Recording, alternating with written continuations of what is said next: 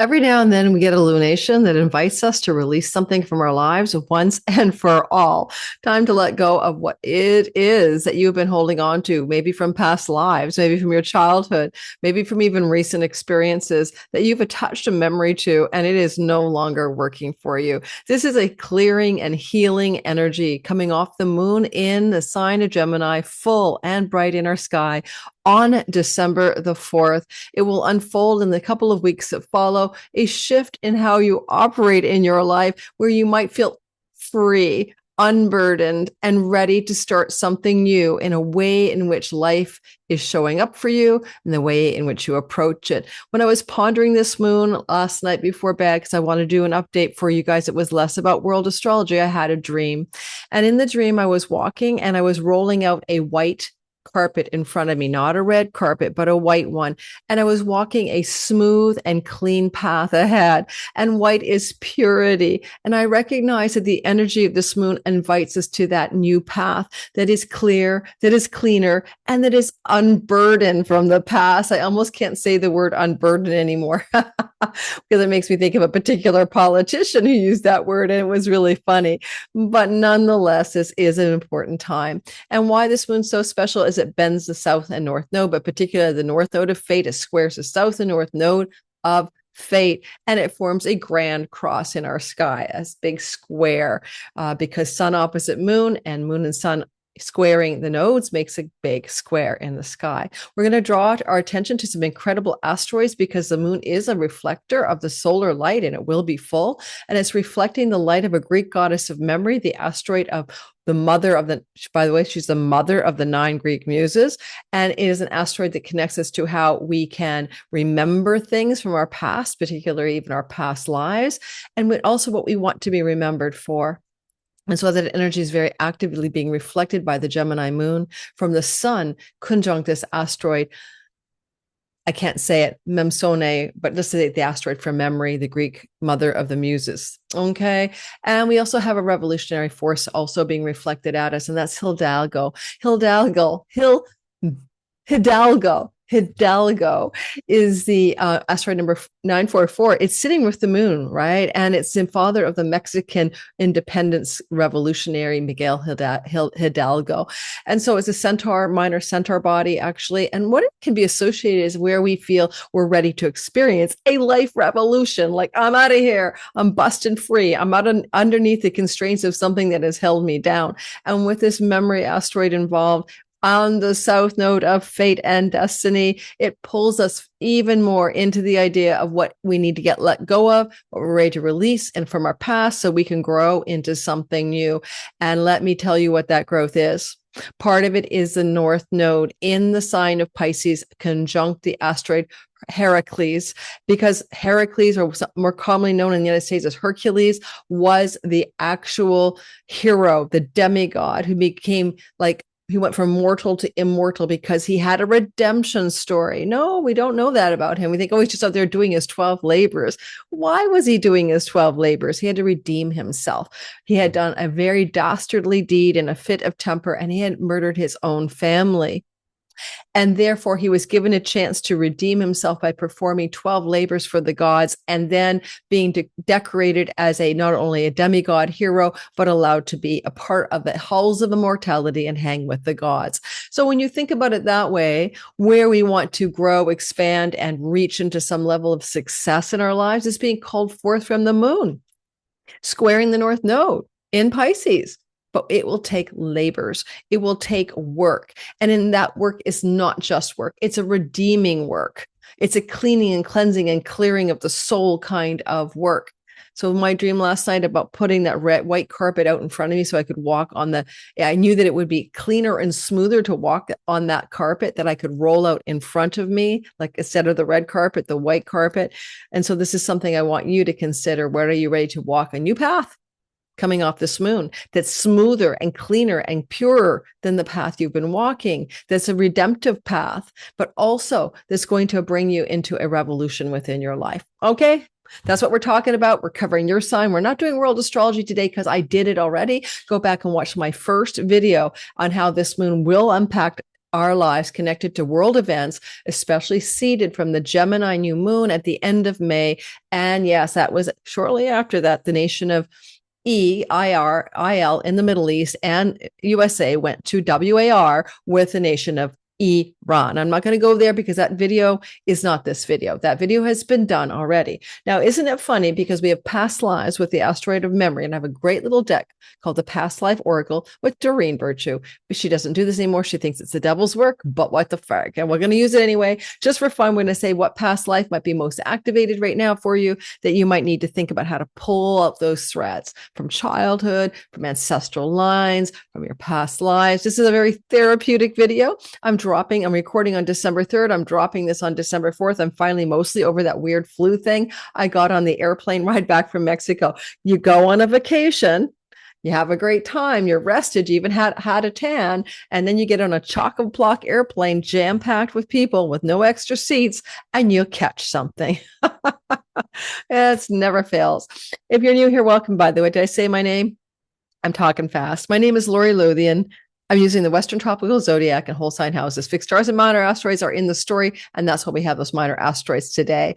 And we're also going to mention the idea that I do things off of this platform. I do a lot of world astrology, big write-ups for free over at my Pluto Chronicles and Substack. It's free. If you like to read stuff, go over there. If you want to check me out on Patreon, I have a great community there. We have teach classes. We have up to four meetings a month, and it's quite affordable. I have a new membership here on YouTube. I'll be doing live streams on Saturdays for my members only, and you get a bunch of other perks and things that I'm putting in the back end, like Chiron, the key to purpose, and how to use the timing cycles of Chiron in your chart are two free courses I've taught as gifts for members only in my description in this channel. Hit the join button. And last but not least, if you missed my sale, $44 for the 12 videos, 2 hours each, my all signs forecast horoscope bundles for each sign with a PDF guidebook for the year ahead. If you missed that at $44, don't worry. It's $55 through to the end of December. In the description box below, you'll be able to see how to access that product or buy your individual sign for only $22. I recommend you get the bundle. Share it with friends and family.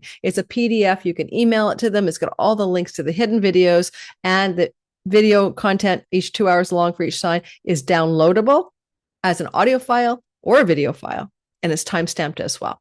All right, moving on. Enough promotion. Let's get started. So the first thing I want to mention to you is I'm going to show you the sky, but I'm also, for those of you who are real asteroid junkies, and some of you are, I always like to share like teaching content, basically. You can use this, right? Hopefully you're seeing that. Am I sharing it? I just grabbed the software delineation here, right? I'm not saying it's the best. There's a lot more to these asteroids. There's 57, Greek goddess of memory. There's Hidalgo right here. Hidalgo, 944. If you want to plop that in your chart, go ahead, have fun. Go take my free Amazing Asteroids course. Over 7,000 people have taken it. I get nothing but great feedback. It's Alice in Wonderland's rabbit hole. How to get the course, everything is in my description box below the video. And you could pop, where are you going to be a revolutionary in your life? Put the asteroid Hidalgo in there, find it by sign, find it by house, get some surprises. Chariklo is sitting with Athena. She's creating a wedge to the moon. We're going to show you that. She's kind of like the goddess of unconditional love, magical healing, the wife of Chiron.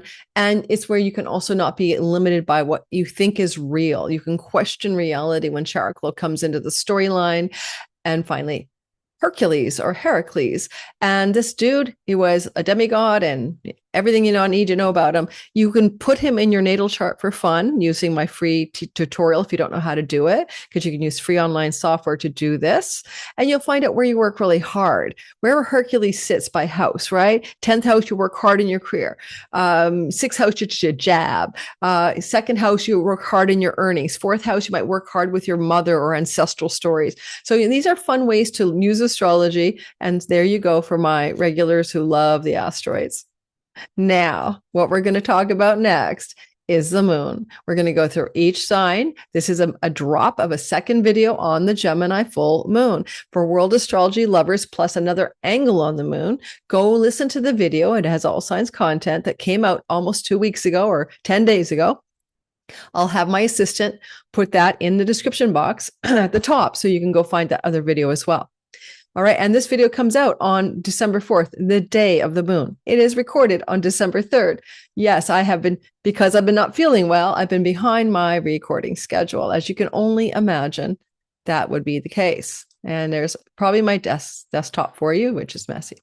Now, I think that at this point I am showing you this, but I don't think I am. So let's try it again. Stop the share. Try again. Don't take it personally, Lori. It's just what it is. On Substack, I've been talking a lot about C. Owens and Kirk and all that stuff. And if you want more of that kind of content, that's going to burble forth. There's going to be huge disclosures around December 10th on that stuff. And I explain why over in my free Pluto Chronicles on Substack. Okay, we're going to try the share again. Let's see if I can make it work this time. There it is. Perfect. Maybe I was sharing. So now you see the sky. This is the wheel of astrology in whole sign houses. If you don't know how to cast your chart in whole sign houses, which I suggest you do, because online YouTube astrology presumes we're using that system in order to use general astrology, but also it's a more accurate prediction, if you ask me, system for many reasons, including how you cannot use Time Lord tools without it. This is your wheel, okay, of your sky in 2 dimensions. I've taken extra planets out to make it simple because we're focusing on the moon. The moon is in Gemini, and in the sign of Gemini, it is full, and it is opposite the sun at 13 degrees, and therefore it reflects the light of the sun opposite the sun, making it into a moon, a full moon. And as a super moon, it's close to Earth as well. And so that's the basics of astronomy. This is the south node of fate and the north node of destiny and fate, same thing. And this is where the eclipses happen. It's the ecliptic. And this is where, when we have a moon that's close to this, we have eclipses. So if you go back in time to September the 7th, at 15 degrees of Pisces, we had a lunar eclipse. And that lunar eclipse was exactly at 15 over here. And the moon was there. All right. It was a full moon lunar eclipse. And that means that this moon now is squaring the spot where it was making a full moon eclipse happen back in September. That means that we will be reactivating things that happened shortly after September 7th. One of the major things that happened in the world was September 10th. There was a killing of a major figure. His name was Charlie. And so we're going to see more of those stories, and particularly his widow's stories, coming really blasting through our storyline in the wake of the moon on the 4th of December, and more so on the 9th and 10th, based on a Mercury-Uranus opposition. In your life, you can go back and think to yourself 2 things with this Gemini moon. What seeds did I plant in my Gemini whole sign house back at the end of May of 2025 when the new moon was here? What also catalyzed major change in my life September 7th. For me, for example, in the wake of the full moon in Pisces, a major catalytic energy that hit me hard from my Aries, I'm using my sun, Aries sun, was a shift around alcohol use, changing my trajectory around addictions, and a beginning of a reemergence of my spiritual tradition of meditating in the morning and connecting to my presence. And I began to reacquaint myself with that. And that's going to take another turn on this moon. Now, I just hear a question coming in from you guys. Do I listen for my sun, moon, or rising? All 3. Your sun is your internal nature. It is the character who is the real you in the simulation, right? Neo in the sim, right? It's the real him. That's the real you. It's the core essential spark of the divine that you are. The character you play is the ascendant. So you could say the sun is the actor and the ascendant is the character that's being played by the actor. It's how you look. It's your personality. It's how others see you. It's your mask. It's your meat suit. It's your persona.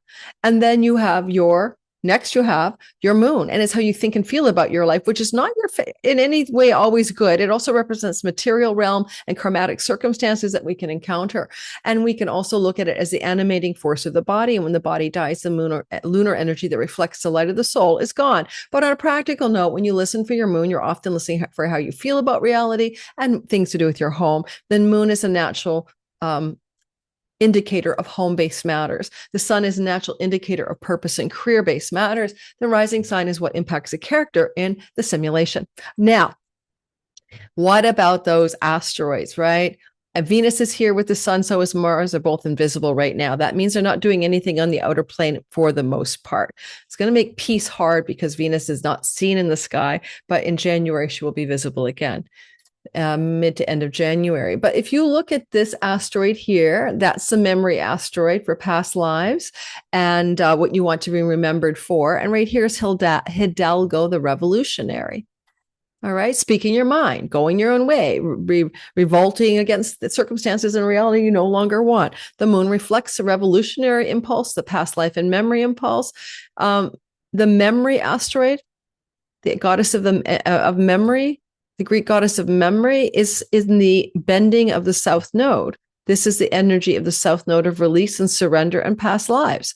So we're really releasing and surrendering a past life. The moon is actually rule. So we can revolt, we can have a revolution, we can have a rebellion of something new and fresh in our lives. What oppresses us does not hold us back. And also I want to mention Mercury. What about Mercury? Well, he rules the moon and that's Gemini, his kingdom. He's in Scorpio, revealing secrets. He's direct, but also from the moon, he's in the sixth house from the moon. That means that we need to be of service. Something is calling us. Well, it's also karmic debt relief. So we're going to release our karmic debts. We're also, and especially he's sextiling the south node of release. And we're going to look at ways to be of service in the world. Okay. From this moon. It's not enough just to be rich, famous, and beautiful. Something deeper wants to happen perhaps in this part of the sky. And up here we have Hercules. There we have Hercules, the labors that we must do. And finally, Chariklo. Why do we talk about Chariklo? Miracle healings, unconditional love, questioning apparent reality, looking deeper into it.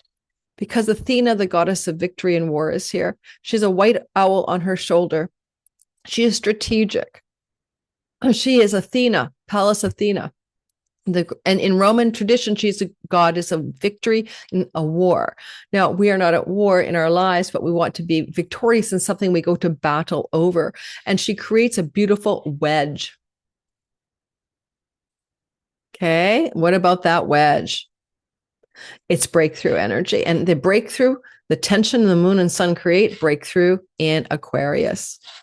I'm going to talk about that now for your sign. If you're new here, please like and subscribe. Don't forget to hit the notification bell. It does help this channel grow. I'm still a little bit not with my normal voice from whatever I had. So every now and then, if I sound strange and I might have to grab water, thank you for your kindness. Because getting over whatever I had hasn't been a blast, guys. I'll tell you that much. All right. So what I'm going to do next is I'm going to talk about Aries through to Pisces. I hope to be no longer than 5 minutes with each one of you, so that my voice doesn't give out. And let's get that show rolling. Let's get that show on the road.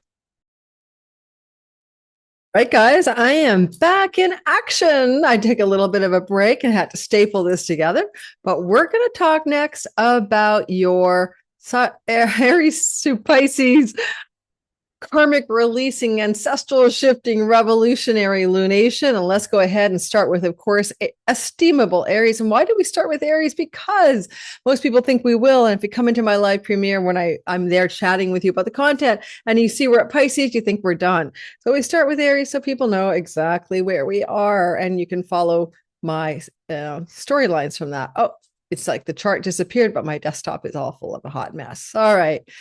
And is it showing? We are in the sky showing the chart. We sure are. We're going to start with Aries, not with Taurus. Sorry, Taurus. And we're going to draw a past life card. Why? Because in the intro, I explained we've got some past life stories going on here for sure. All right. I'm going to try to get you to cue to Aries. Okay, let's give it a shot. Aries, Aries, Aries, sun, moon, and rising sign. Now, on December 4th, full moon in the sign of Gemini, the first thing you might be paying attention to, if you're noticing, is, or I was going to make it bigger. Did it go bigger? Maybe. You're going to notice that you're dealing here with something going on in your Gemini third house, and your third house represents your local community, your neighborhood, siblings, matters connected to social media in our modern day, media, social media. Sometimes it's travel, and it's also learning, skill-based learning, shorter learning, learning a skill of some sort. And this part are teaching it, by the way, because I teach classes, I'm often using that to teach something. There, now I made it bigger. And you're going to have a fulfillment and a completion moon. I covered that as a basic story last time, but what I want to, in my earlier video, go watch my earlier video. I'll put it in the description box with world astrology in there. But take a look at this, okay? This is the Greek goddess of memory, including past lives and what you want to be remembered for. So legacy, what you want to be remembered by, and memories in general. And then here we have the revolutionary Hidalgo at Hidalgo. And this energy is asking itself to be reflected from the 9th house to the 3rd house. So in essence, it's telling you that you want to look at this opportunity in the couple of weeks that follow the moon, and it will unfold for up to 6 months later, to absolutely be able to create a revolutionary energetic, all right, in your 9th, 3rd house axis, both of those. This is the axis of Dharma. This is Dharma, purpose, meaning in your life, having some kind of alignment with a true north in which way you want to go in life. But also your 3rd house, what you wish to communicate, what ideas you wish to hold or cherish, which ideas are true or not true for you. Now, one thing about the sibling house right here is that it can be an activation of a fulfillment or completion regarding a sibling relationship in some manner in your life. Now, it doesn't have to be literal, like you're going to break up with a sibling, but I really want you to think about the word sibling and release, surrender, let go. Because the south node is here and the north node is here and the moon is squaring both of them. You want to actually achieve a Herculean effort, some kind of hard work and redemption pays off for worldly success in your 12th house. And if you're at all making money internationally, borderless income, digital revenue, money from foreign companies, foreign customers, when you're local, you don't have to rely on domestic money sources, then this is going to increase as worldly success through hard work, making visions and dreams come true. Look for evidence of that to be a case that you could see that coming for yourself. All right. And look to that opportunity to emerge in the next 2 weeks after this moon. But you also might want to release, surrender, and jettison, like totally dump out and let go of some kind of memories to do with a sibling, or some kind of memories to do with even your extended family, maybe cousins, nieces, and nephews could be all piled up in the kinfolk 3rd house. Because there's something with memory and surrender. The asteroid for memory is saying, I want to let go of something. And it could be like a karmic debt. You could literally be letting go of a karmic debt or a real debt to a sibling. You owe a sibling money. A sibling owes you money. You want a forgiveness of some indebtedness here and letting it go and releasing it. There's a kind of also the revolution is in purpose. You want to have meaningful purpose, and you want to have a revolution there, and you want to start fresh. And you could do that by writing, communicating, speaking, teaching, marketing, and selling. Those are fulfillments. The moon is shining that light of the revolutionary light in and reflecting it in the 3rd house, but it's based, the revolution is based in purpose and meaning. And this is a house where when we align with our purpose and meaning, right? And we jettison just beliefs in our belief closet, but it's funny. This can be like a religious house. You can believe something, but that's not what I'm seeing with the nodal axis. It's like if you're in a straitjacket of a belief or even an ideology, and I mean any ideology, this will help you crack it open and let it go. That ideology, that belief structure, that political belief structure, that the way the world works belief structure can fracture in order to open up a revolution of some sort and a new beginning in what you believe that will then fortify itself as a kind of prosperous energy over here. Finally, there is a bit of enlightenment going on if you're in the enlightenment energy. If you want to have some kind of awakening, Mercury rules the moon and the moksha, let go of the egoic self identity. And we see that this energy over here with the North Node and hard work is the labors of Hercules to redeem himself equals the potential for a spiritual breakthrough. He'll come through a teacher, a teaching, a path, a practice, a spiritual practice, and a breakthrough in your awakening process. Finally, this is where things look good, the wedge. And we have a bit of a breaking free here as well. Strategic victory with magical ways. Don't limit your perceptions.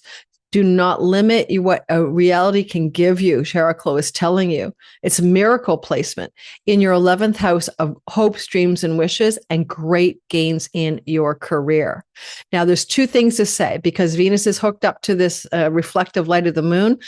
Your hopes, dreams, and wishes for long-term committed love, and the possibility that victory is coming for you to make it real, or your long-range goals, visions, and dreams, and victory and success through strategic energies and not being limited by apparent reality around the gains of your career.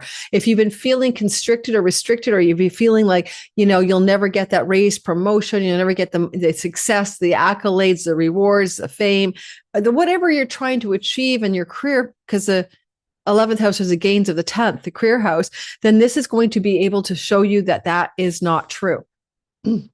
There is something else coming, something better. And it really is beautiful because there are miracles when you see Chariklo.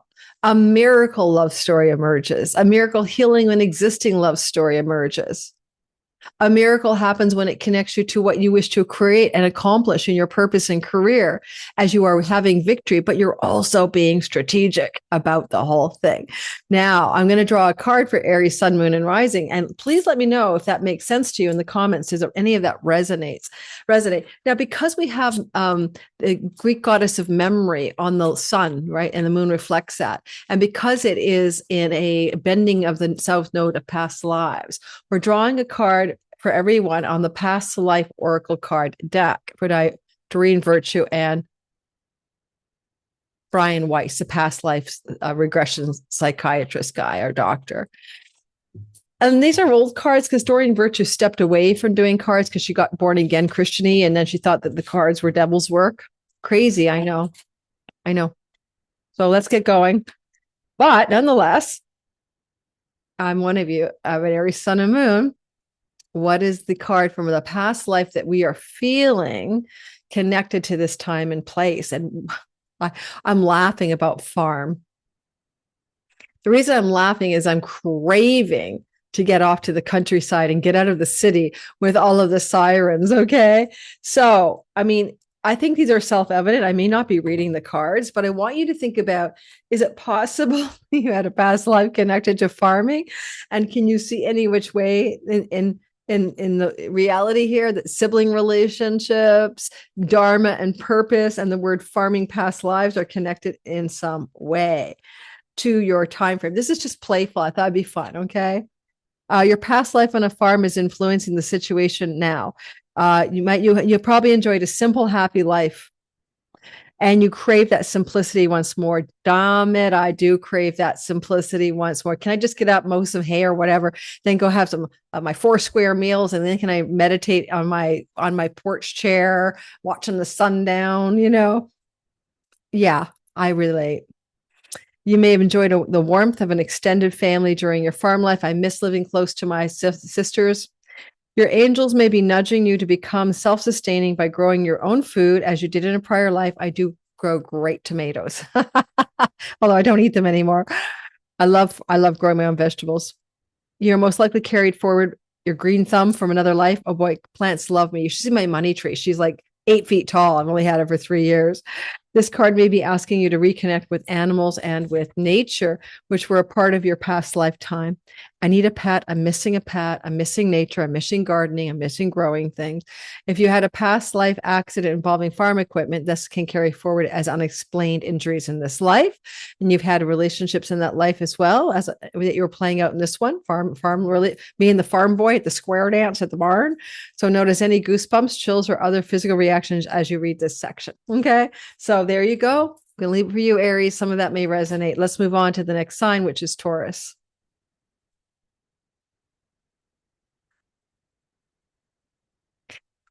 If you're a Taurus, Sun, Moon, and Rising, look at this lunation. It's going to help you karmically jettison, release let go of something, strongly connected here to your energetics of release, surrender, let go of something that is about money. You know, the moon is in the second house of earnings, resources, money, pocketbook, wallet, spending, saving.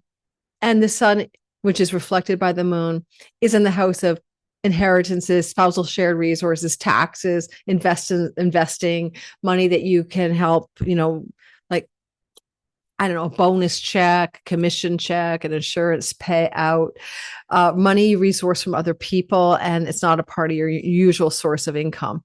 And this eighth house light of the sun is with memory and also revolution, Hidalgo. I want to say Hidalgo. It's Hidalgo. And this energy, especially with the money goddess here, right, is going to have a karmic pattern breaking storyline, especially if you think back to the past too much about money. The sun rules your childhood.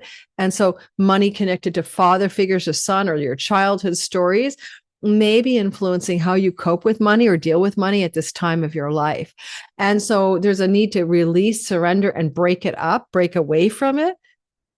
And the south node is the goddess of memory is bending the south node in the house of, your entrepreneurial, creative energy, the house of good fortune, the house of your children, if you have children, and maybe even the house of romance. There's a lot going on where you might want to be unhooking money from the tethers of situations connected to parenting. And that could also be spousal shared resources or spousal support or alimony, spousal stuff, because kids are involved. But you're also unhooking something here really deep. You see, the fifth house is joy and pleasure and inspiration and enthusiasm.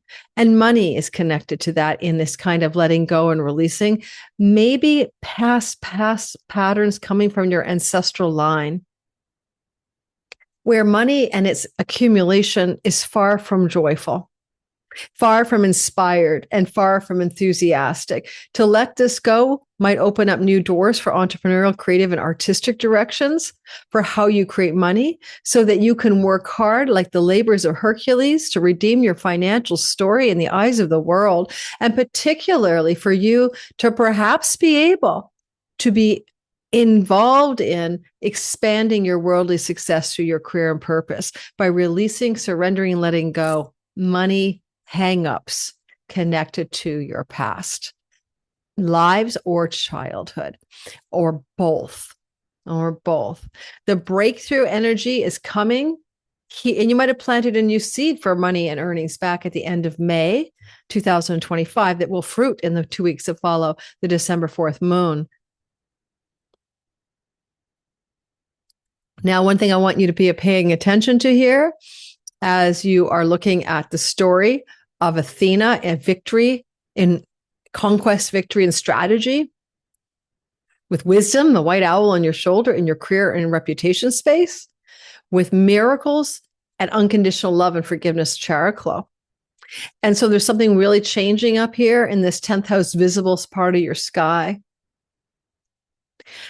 Mercury probably would like to translate some of this to contracts and agreements involving money that are going to help you have a revolution in how you handle finances going forward. But I'd be remiss if I didn't talk inheritances, because while you are having a breakthrough healing in career and relationship to your reputation, coming off an axis that can have shame, abandonment, betrayal wounds, your 8th house, and self-esteem wounds, your 2nd house, lifting your career and reputation to a new height and breaking free there.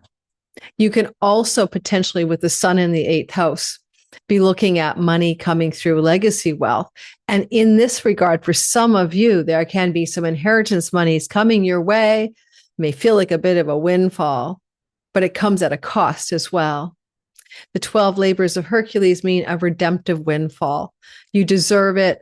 There's been a lot of hard work or hardship preceding this. And if legacy wealth or money is to come to you, yes, it comes at a loss of someone else's life, an elder parent or grandparent perhaps, but it's also something that redeems and is redemptive for you. It is a deserved windfall, in other words. All righty. We're going to draw a card for you. And what we're going to do instead of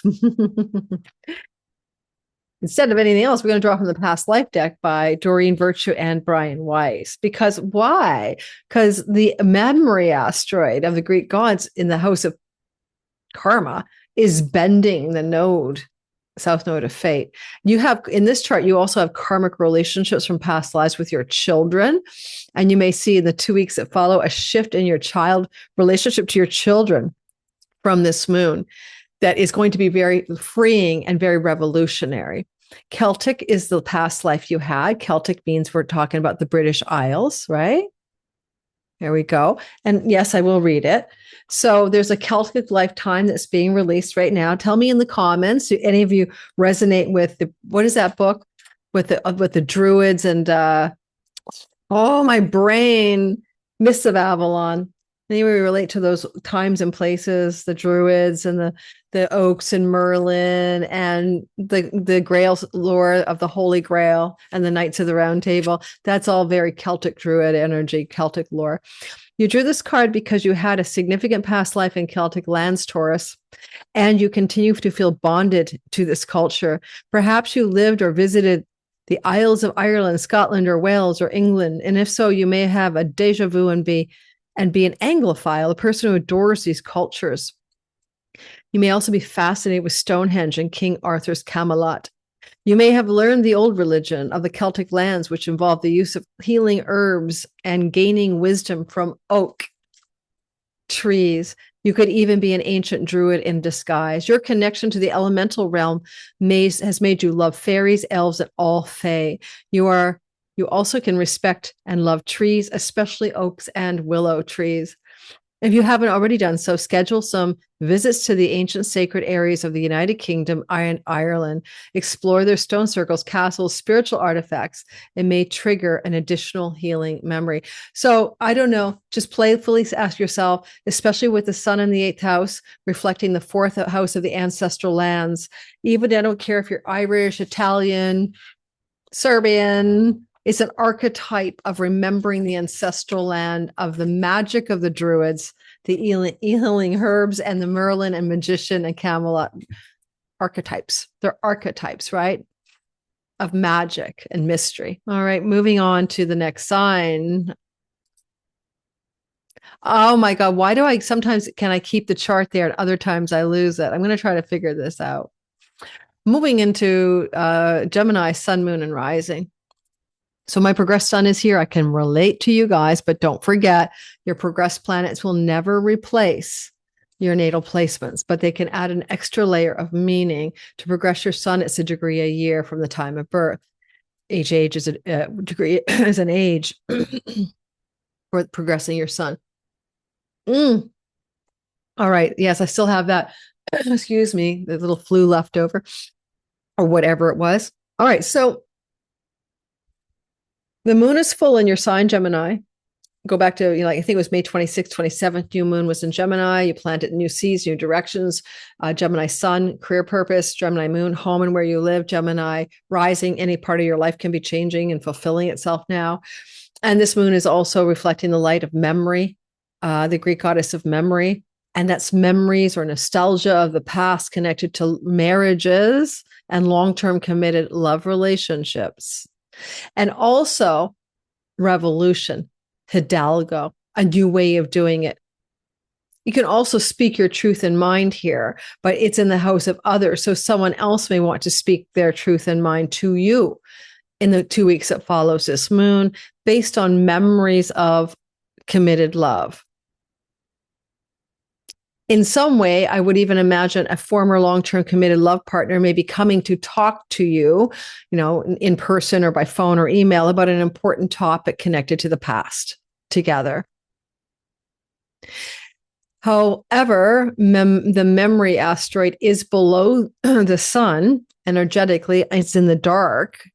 And so there's also the possibility, because it's twilight, that there may be a losing, a letting go, into the setting place of a relationship, and you still have memories you're working with about that relationship because you're letting it go already. And now we can see that this letting go asteroid is squaring the south node and the north and the moon. I mean, crosshairs here bending. There's something going on about letting go, releasing, and surrendering a relationship, even if it's only a memory. And by doing that, you're actually clearing out ancestral karma to a very large degree here. Maybe your mother's stuck in an unhappy marriage, or your dad for years, and you realize it's okay to let go of a relationship when it isn't working. For example, I'm making examples up for you. Because when you let go of a memory of a relationship, or a relationship that's fading like a memory already, it's already on the way out, you know it's not going to last, then this is going to help you break ancestral karma, and this will benefit your children and their children, because Venus is with the setting place and rules the house of children. So keep that in mind. And because this moon reflects the light of a revolution in the 7th house, or maybe a revolutionary way in which you approach relationship going forward, like, committed love, long-term committed, monogamous, cohabitational love. Because, honestly, if you're in the middle of letting go of a relationship, there's also a letting go of the home, a surrendering and releasing of where you live, because a relationship may be closing out. Partly also, you might want to think about what ways you can revolutionize your approach to your audience and marketplace, fans. This is the audience from the 10th house, 10th from the 10th.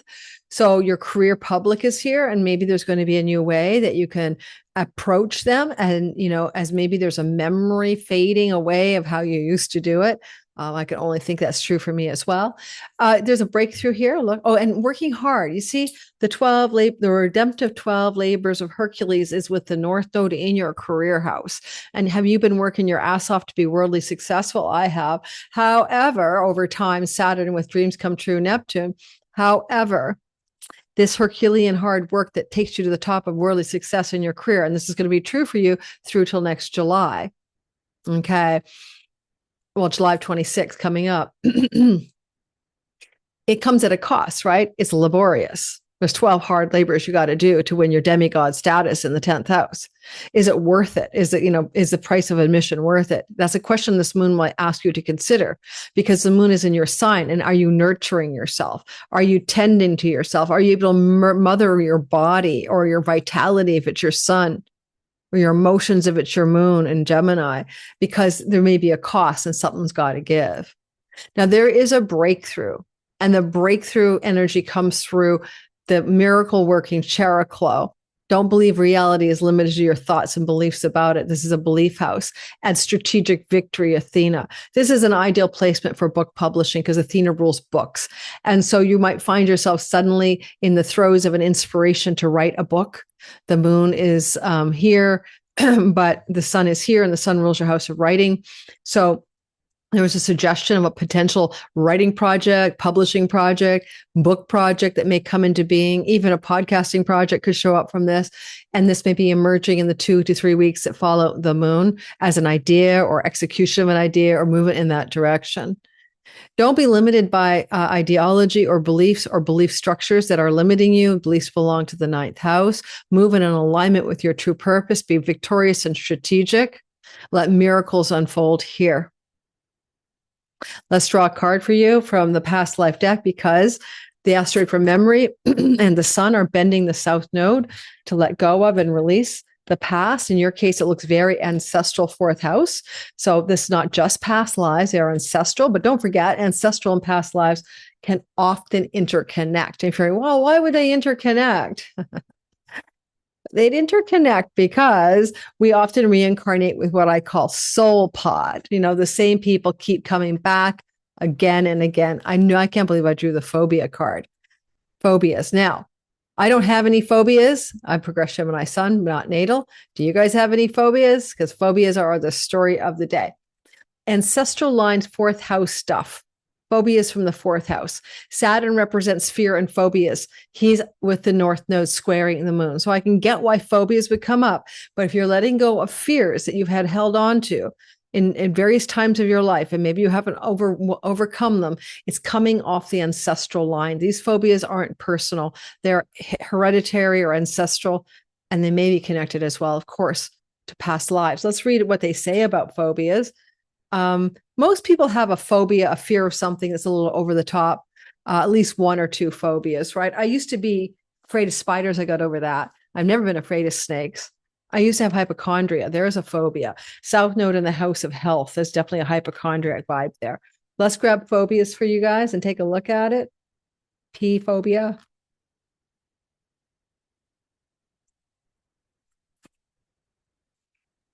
Okay. And let's catch the wave of a phobia. And it's funny because Mercury's in the house of sickness. So again, health phobias for some of you as well. This card comes to you compassionately, fellow Gemini, to help you connect the dots between current life phobias and past lifetimes. Often consciously remembering the past life source of anxieties can help you release the grip on those things. The situation you're inquiring about has the basis in underlying fears or phobias, and the fears are energy blocks which are slowing or prohibiting the results you desire. So we have the Saturn with a North Node squaring this moon in the 10th house of reputation and career, not just your career, but the way people see you in the world. Do you have phobias about your success, a reputation, like a downside, the cost of success? I was watching stalker shows last night. I thought last night, do I need to do a career where people know where I am and who I am? Okay, and phobias can bring up trust issues and a lack of control. So your higher self and unconscious mind know the original source of any phobia/fears that you may have manifested. You can unearth the origins of your phobias through past life regression or dream work. Or as you're falling asleep, ask your higher self to give you information that you remember on awakening that's related to anything that you have a phobia about. And by directly confronting your underlying fears, you can lessen their hold on the unconscious. It's about awareness. Okay, I'm going to leave you with that. It's a really weird outlier, but I can see with Saturn in the 10th house angular that the issue of Saturn square moon, right? That means fear, emotional constriction, emotional constraint. So it does play out very strongly in your Gemini identity itself. I'm going to try to actually not lose the chart.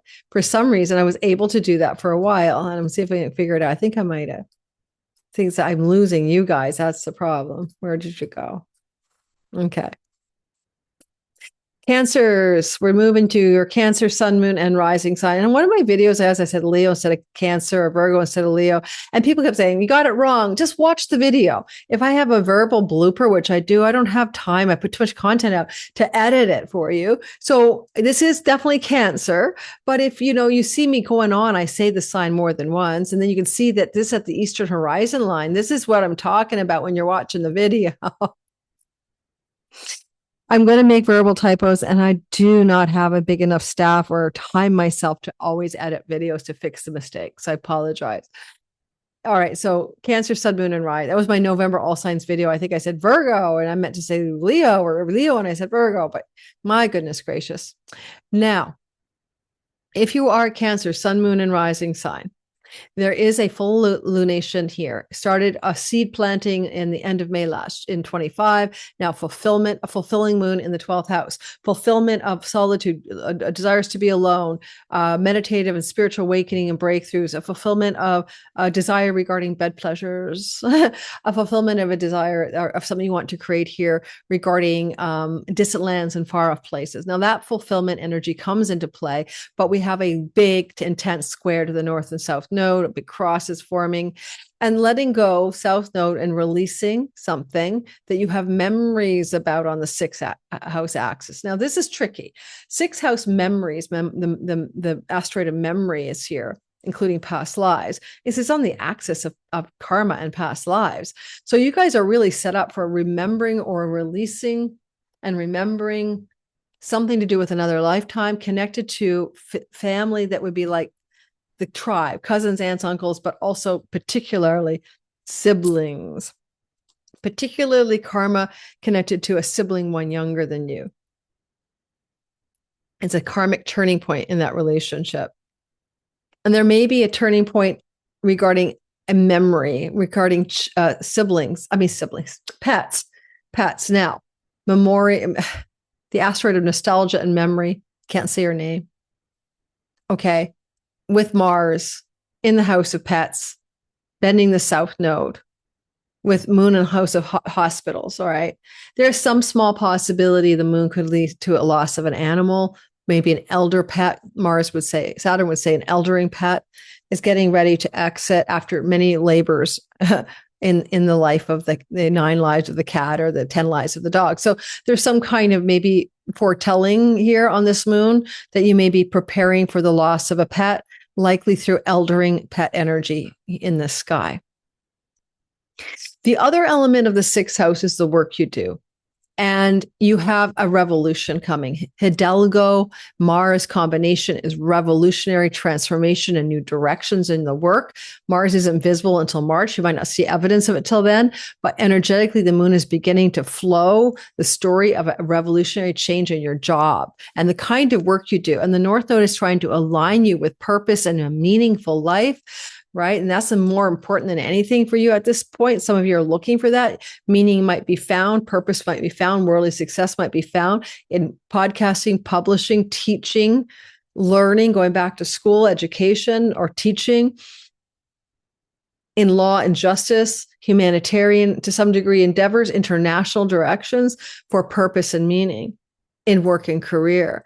If you want to change your home off of this, maybe rent a new home or rent out a home, this is also very much a story as well, especially if there's I think I want to go back to, I have a memory or a yearning or a nostalgia for a place I've lived before, another city, another neighborhood, South Node energy. And because the moon is bending the North Node, you want to expand worldly success through solitude, quietly doing things behind the scenes, projects undertaken home alone or quietly in the dark midnight hour, and the creative prospects that emerge from that bring worldly success in the 9th house. Not just meaning, not just international success, but very specific, like publishing and podcasting, teaching successes as well. Pilgrimages belong to the 9th house. Some of you might be compelled to take a journey that's like a pilgrimage, a holy pilgrimage. And that could be one of the ways that that moon is going to activate the next few months after this lunation. I mean, the Gemini moon could send you off on a 12 labors of Hercules journey, like a pilgrimage to India or the El Camino. By the way, it's a lot of walking. Make sure you've practiced before you go. I found it exhausting and untenable for me at the point of fitness level I was when I walked the Camino. So keep that in mind. The last thing I'd say to you about it is that with Mercury, the Lord of the lunation, in your, two more things, in your 5th house, some situations with your children are afoot as well. And it may be distance from your children. One of your children may be preparing to move far away from home. Maybe an adult child even, look for that possibility coming off the moon. We have a breakthrough here, though. This is your finances. This is your, taxes and your insurance and your shared money with a spouse. You have a strategic victory and a win with Athena, and not wisdom and knowledge applied to your money, connected to miracles and forgiveness and healing. Chariklo. You can certainly heal anything to do with finances off of this moon, especially as it pertains to inheritance monies and some healing regarding spousal support money or shared money with a spouse, and some new strategies and new victories as you heal and forgive the past connected to those types of money, right? It could even do something as simple as your spouse should have given you money at the end of the divorce and they didn't, and you forgive it. You forgive that and you heal that. And that only serves you and everyone else involved, right? We think that we have to hold on to these grudges. These grudges are actually toxic as all hell. So there's things like that here. Or you always made the money and your spouse never made any, and you've been holding that negative thought form. This is going to help you release, surrender, and let go. Now, the past life South Node letting go is connected to extended family and siblings in particular. So what we're going to do at this time, was I not sharing that whole time? Sorry. I don't think I was sharing that with you guys. Well, at least I was talking about it, right? That's what it looks like. Sorry. South Node in the house of siblings, work and pet and rentals, Dharma, meaning, purpose, teaching, podcasting, breakthrough in the chunky money. This is your solitude time over here. There's hospitals for the pet as well. Don't even ask how I wasn't sharing. Doesn't matter anymore. It's too late. Let's draw a past life card for you. My hair is getting really bad. Yeah, you had a Native American past life. Okay, I'm hearing the tom-tom drummies going here. How? The old spaghetti Western. Sorry for you Indigenous folk. I am wearing Indigenous earrings by, I think Navajo, but a tribe in Arizona. All right. Native American, like purchased in Arizona at a Native American jewelry store. Okay, Native American. So I want you to consider how this might tie in as I read it to you. Don't forget the neighborhood, the siblings, the tribe of aunts, uncles, cousins. Very likely you're all coming off of one life in an indigenous, Native American type vibe. And ask yourself if you've ever had any resonance for indigenous wisdom, soul retrievals, the talking stick, the peace pipe. Tobacco is a sacred ceremonial element. I have to tell you, I snorted tobacco one time. I know. I'll do an outro on some of my indigenous shamanic learnings. I can't find the end because I have alphabetical order dyslexia. Because I have autism and many other problems, but they're actually my superpowers. Nothing wrong with neurodivergence. Native American. This card signifies that you had an important past life as a Native American. If you've been drawn to Native American artifacts, cultures, and spirituality, this is because they're familiar to your soul. Yeah, I got some stories about that. Studying Native American teachings can help you awaken ancient memories and knowledge that you already have stored within you. And this can also signify indigenous cultures from other countries than Native American as well. Yes, I've been more studying with the shamans of Ecuador than anywhere else, and Peru. Perhaps you have some hidden anger or pain because of a battle or loss during your time as an indigenous person.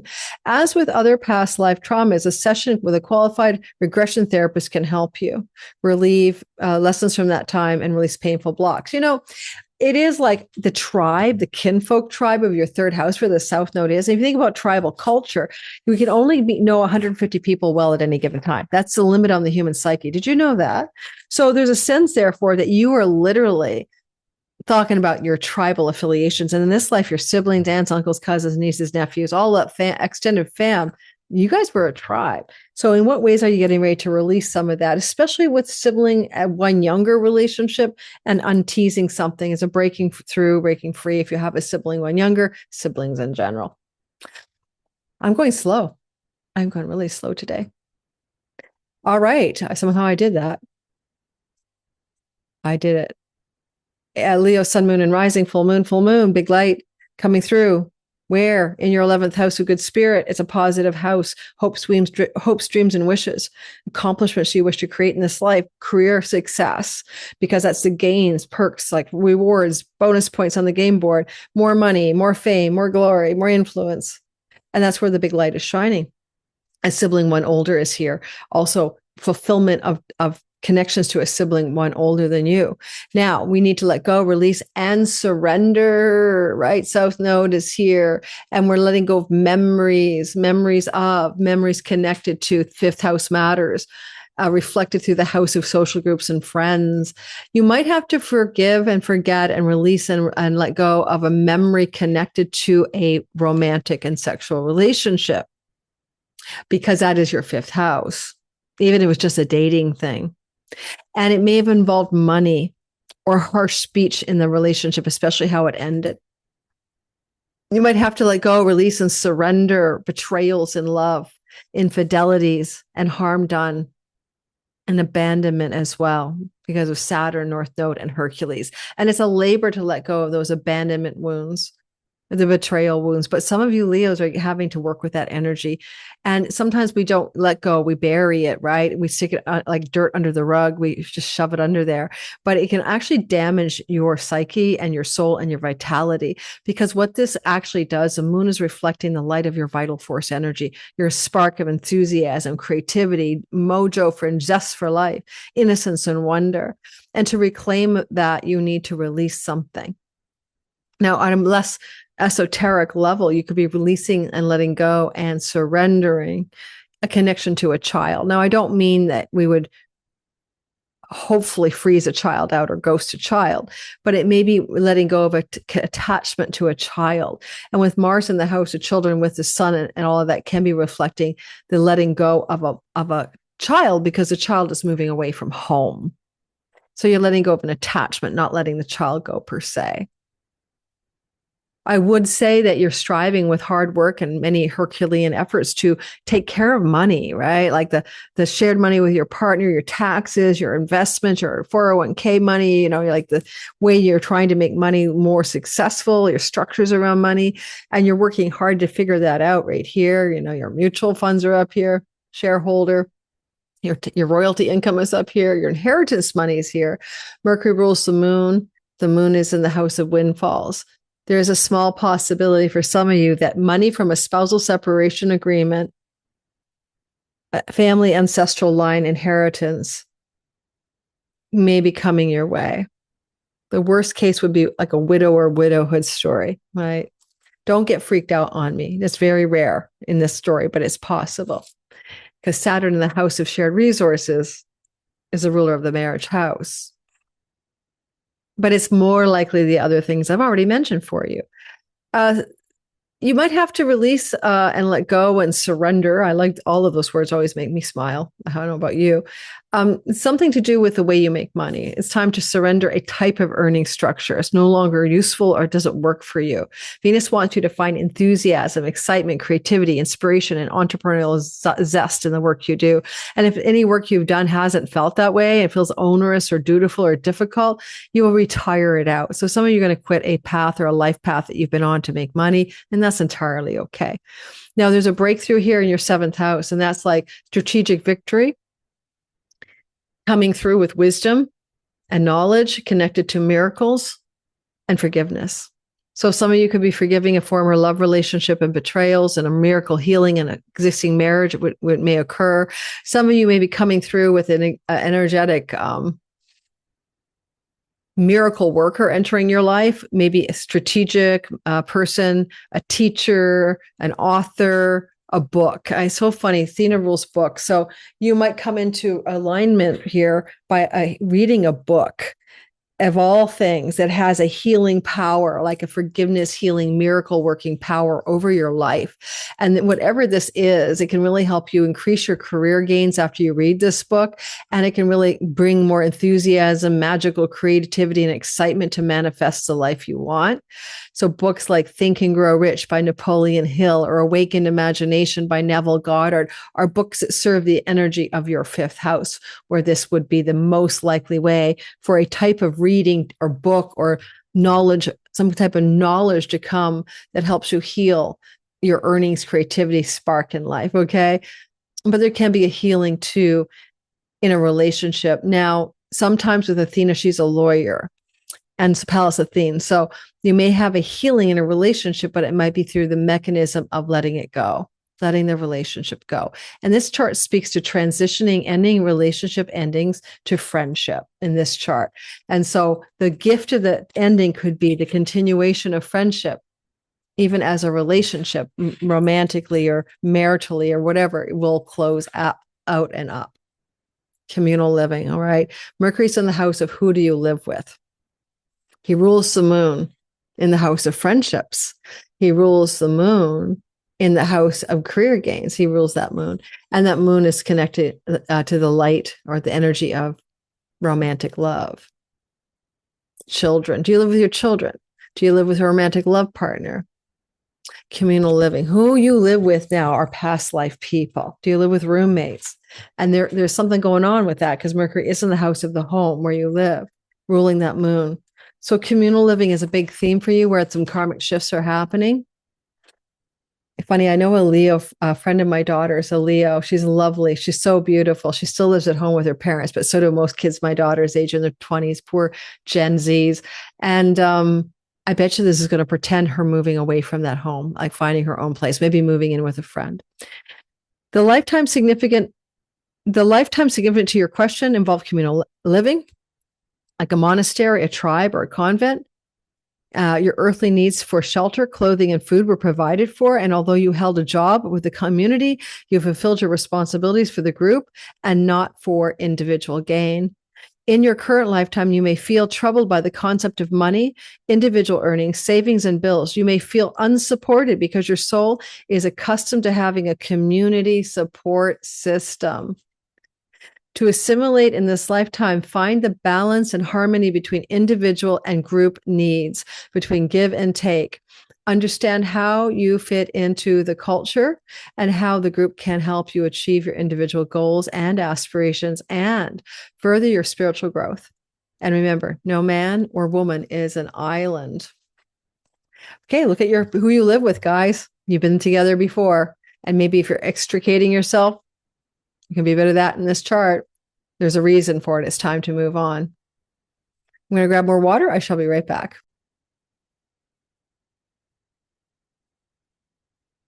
Virgo, sun, moon, and rising sign. Well, you're ruled by Mercury. He rules this moon. The moon is in your 10th house of career. Full, big, bright light up there. You want to fulfill something. You might complete something, leaving it or path of work in the months that follow this moon, but you may also have planted a seed in May for greater success and fulfillment, and that's coming through now in your career and reputation space. You may be noticing here that this moon is very intensely squaring the nodes of fate, and this is intense because it's like really rare, and it's going to activate lots of karmic stories. Particularly here, I would ask you to consider the possibility that there is maybe a need to figure out the balance between your long-term committed love life, relationship, marriage partner, and the work you're doing in the world. Because there is what are you needing to let go of connected to maybe work vis-a-vis connected career, like I'm married, I'm with someone. Now, if you're not with someone, that's fine. But if you are, like, they're working hard to redeem that relationship, or the relationship's redeeming itself. There's a Herculean labor going on. There's an attempt for expanding the ground of the relationship. Do you want to move in together, get married, get engaged? That's happening now. And that's happening all the way through to next July. And there's this need to focus on that relationship because your growth is in the partnership, not in your solitary self. Let go of you, focus on the other, move into that energy of the other, because that's where the expansion is. If you're single, destined, fated relationships with Saturn there, off this moon with people older than you by 7 minimum years, 7 years older, or 6-7 years younger, may be coming for Virgos who are looking for love. That's kind of a bit of a soulmate vibe with Neptune. Karmic vibe, soulmate vibe. Now, I brought that up because the moon in the 10th house could indicate meeting someone new, maybe even 2 weeks after this particular eclipse or up to 6 months later, connected to your professional and work endeavors. In that capacity, you may come into contact with somebody new. Now, one thing about memory, the asteroid for memory is down here with the revolutionary energy of Hidalgo. You're trying to create a revolution in your 4th house. You're trying to create letting go of a memory connected to something to do with your ancestral line, your past. What are you releasing? Because it is embedded in the ancestors, and you may not have a conscious knowledge of what it is. Especially Mars likes to cut, sever, and end. And the memories or the past is here. But in letting go, there's a revolution in your reality. This kind of revolution, by the way, could lead you to all kinds of things, but particularly relocating yourself to another country to live, or to a far distant place from where you currently reside. And the moon may propel some considerations about that. And also with the South Node in your sign, you're deeply drawing from the well of past life skills, talents, knowledge, abilities. A part of you is overlapping at this age other lifetimes. You are bifurcated. You are living 2 lives at once. Since January of 2025 to July of 26, you are living 2 lives at once. You're bleeding through another particular life. And a lot of things that you are able to access now, and maybe new abilities, new skills or talents, they're coming from there, and you're reigniting them, putting them back into your life. And that some of this moon can indicate that your professional advancements coming off of this connect you to other lives as well. One thing about the 4th house, it's where you live, and there is a moon in the 10th with Mars, the god of change. And yet, I don't think it's here yet, but sometime after March, there could be a change of home. All right. As Mars becomes visible in March, you might be moving to a new home. Some of you, it might be for professional reasons. For some of you, for relationship reasons, and a new home emerging in the month of March. Because we need visible Mars for that to really show up. And he's invisible in this chart, but he rises in March in your 7th house. We'll watch that in my 2026 all signs bundles. And for some of you, you're definitely getting married. Wedding bells are going to start ringing. If you're single, you're going to meet a very important relationship in 2026. All that stuff is probably true. Now, 26, 27. Mercury is the lord of the lunation. Mercury is in the third house. Change of home connected to career or relationship equals a change of neighborhood as well. We see that as well. And you may have also the thought here of letting go of a relationship with a sibling, especially if the sibling's younger than you, but not in a harsh way, but in a very kind of karmically clearing and cleansing way. We have a breakthrough in your sixth house. Breakthroughs regarding pets. Be strategic, have victory, get a pet that feels healing. Don't forget, Chariklo is a healer, the wife of Chiron. There could be healing energies coming through, breaking free, breaking through, bringing you a pet. When? Well, moons are tricky. 2 weeks after the moon, 6 months after the moon, but it is part of the sky. It's flowing to that moon, right?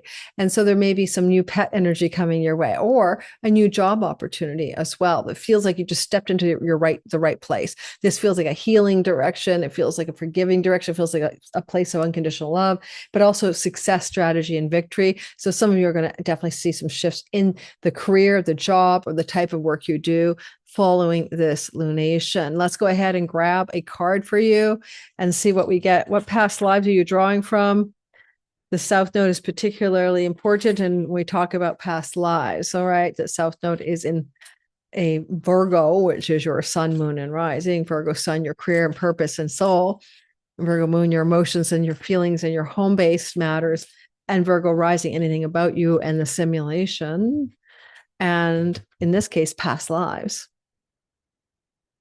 So which past life is the one you're leading right now that's bleeding through this time of the full moon and will enact a change of direction as a result of it? Now, I'm surprised to get Asia. All right, but I got Asia for you. There's a kind of Buddha temple vibe going on. So some of you are coming off of the past Asia lives. Let's see what we get for that. Have you ever wanted to travel to Asia? I don't know how they're going to define Asia. It's such a big word. But anyway, South Asia.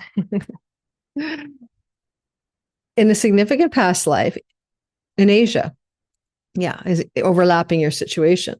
You learn group harmony and the sacrificing of individuality in the Asian culture. Yes, that's interesting. Because I want you to realize that focusing on your partner and marriage partner type things is better for you now than just thinking about what you want. But the lessons of that lifetime need to be balanced with your current life's culture. For instance, you may have been in the habit of suppressing your emotions and opinions in that lifetime. However, in this life, it's essential that you be aware of your inner truth. If you're also being guided to express your beliefs and feelings openly with your loved ones in order to deepen your relationships. Yes, yes, yes, yes. I want you to do that. I want you to express your beliefs and feelings openly with your loved one to deepen the relationship, because you got the North Node trying to expand that love story, and you need to be open to that person. You're fast. And if you don't have a love story, then the one that's coming in is asking you to be that way. Your fascination with the Asian culture stems from your love and respect for people you met in that lifetime. Consider taking trips to Eastern lands to reconnect with your ancient self and to learn more about your soul's previous journey. I've got a funny story for you. My daughter's a Virgo rising, and we got this thing. We have a lot of drivers from China who moved from Hong Kong mainland to Vancouver, right when China was taking back mainland China was taking back Hong Kong, and they didn't get driver's licenses. They actually just bought them. Okay, this still happens. That mainland Chinese do the same thing. They just buy a driver's license. It came out as a major scandal. Okay, they don't do it anymore. So there's a thing in Vancouver where you're driving around and there's a Chinese driver, and you always know it. You're like, they cut you off. They don't pay attention to the stop sign. They don't check their blind spots. They do really erratic, crazy bad driving. Sorry, guys. It's true. If you live in Vancouver for the last while, you'll know that. It's getting better a little bit because they now make sure they really have a driver's license when they move here. And I always used to say when my daughter was a little girl, now she's in her 20s, I said, oh my God, I bet you that's a Chinese driver. And she's like, Mom, you're so racist. And I said, no, I'm just an actuary. And I said, actually, if we had to pay our provincial tax car insurance, which is expensive here, a couple grand a year, based on, they weight it for if you're a young woman or a young man, you have to pay more than if you're an adult, how clean and long is your driving record. But if they were to do a demographic based on whether you are from another country when you moved here, particularly China, they would have to pay more taxes, more insurance on their policy. So, but she's so sensitive to any slight I make about the Asian drivers. It makes me laugh because she's got a past life in Asia. There you go. All right. That was probably TMI, but hopefully somewhat entertaining. We're moving on to the next sign. And I'll probably get people criticizing me for that, but you have to live in Vancouver to know what I just told you is absolutely true. We're just not talking about a racial slur. We're talking about people from another country coming here where they don't drive at home and then they don't actually get a license here. Right. They have been found out they've been paying for them through the way you do it. You bribe people for your license. Not everyone did that. Still, they didn't adapt very well to our driving culture. All right. So Libra, sun, moon, and rising sign. You're talking about a girl who drove the Beltway in Washington, D.C. regularly. Like I know how to drive, right? So okay, so I'm not the cause of an accident, but once in my lifetime for undue care and attention. All right, so a small little fender bender. Whoa, here we go. Libra, sun, moon, and rising sign.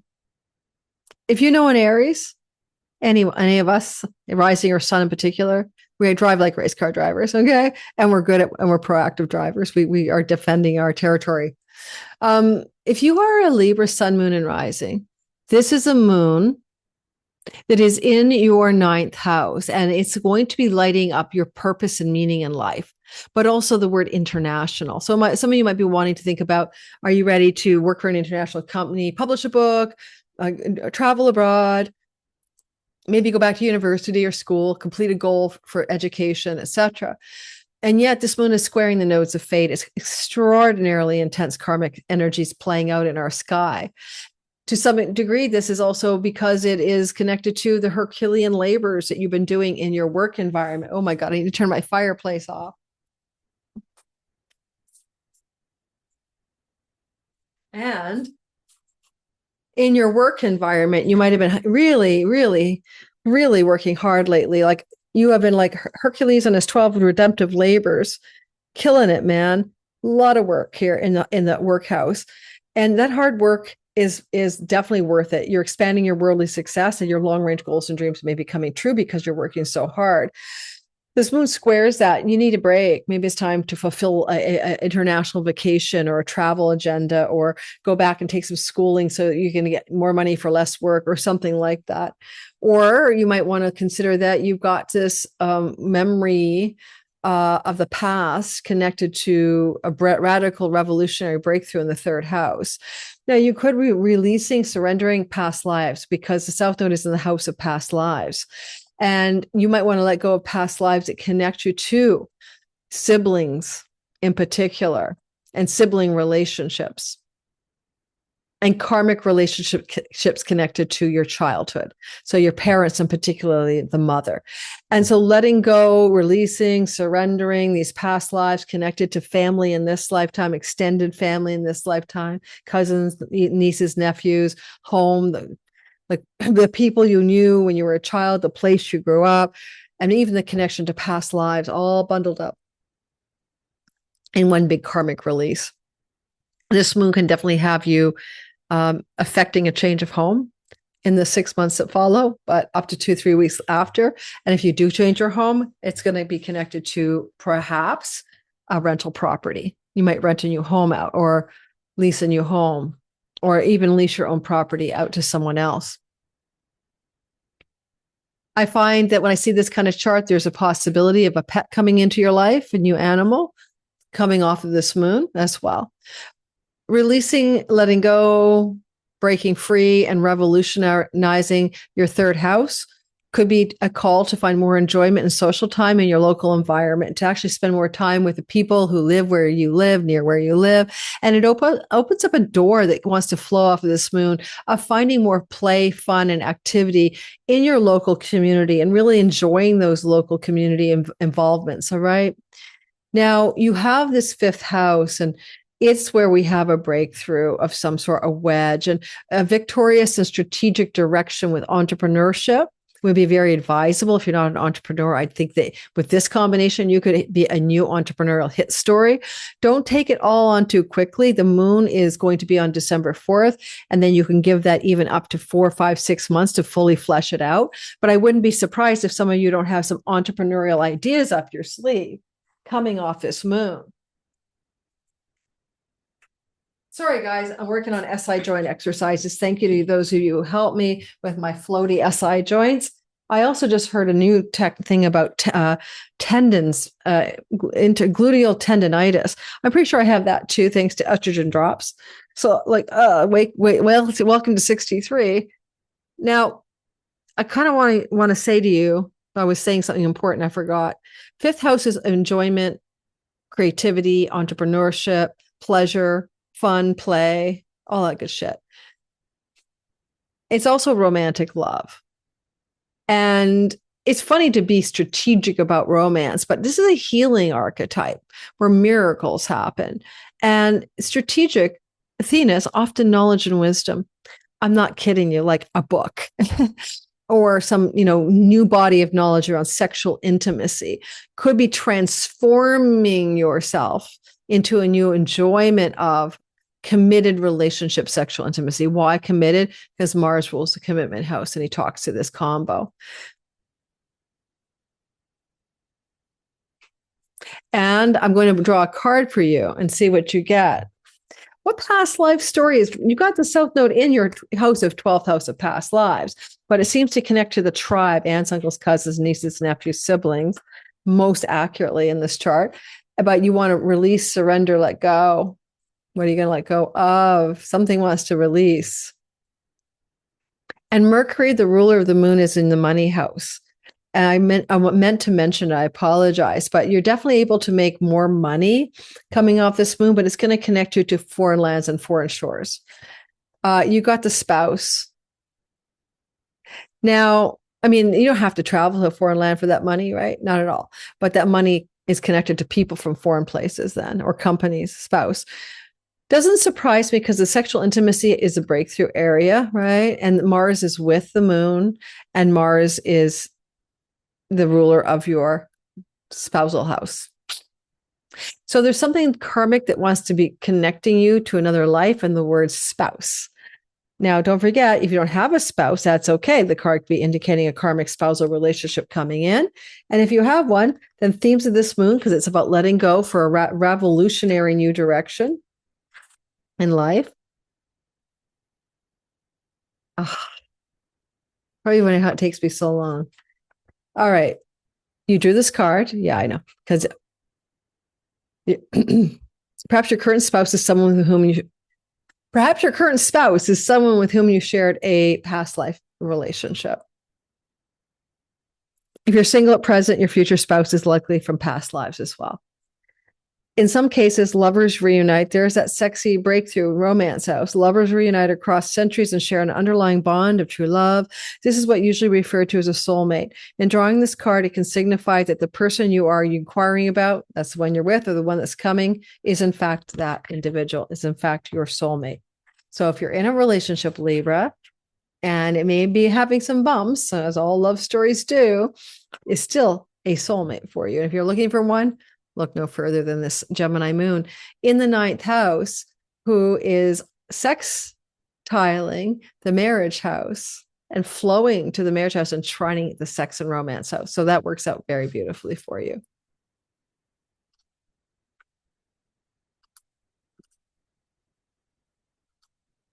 All right, Scorpio, I'm losing my voice, but we're going to keep on keeping on.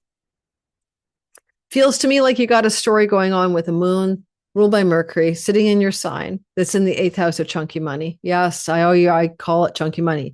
It's your tax money, insurance payouts, shared resources with a spouse, inheritances, investment monies, invest as a shareholder, book royalties. You share the money with the publishing firm. They get the majority of it. So this chunks of money over here is fulfilling, fruiting, and fulfilling itself. And it's possible, I say this every time, and not for sure, but because you got a lawyer in the house of legacy wealth and family of origin, And the North Node, yeah, good fortune. South Node, windfalls. This is a setup for some of you that the moon will fulfill the energy of a fulfillment of a windfall that's karmically destined, connected to money from your family of origin. With Saturn, it's an elder.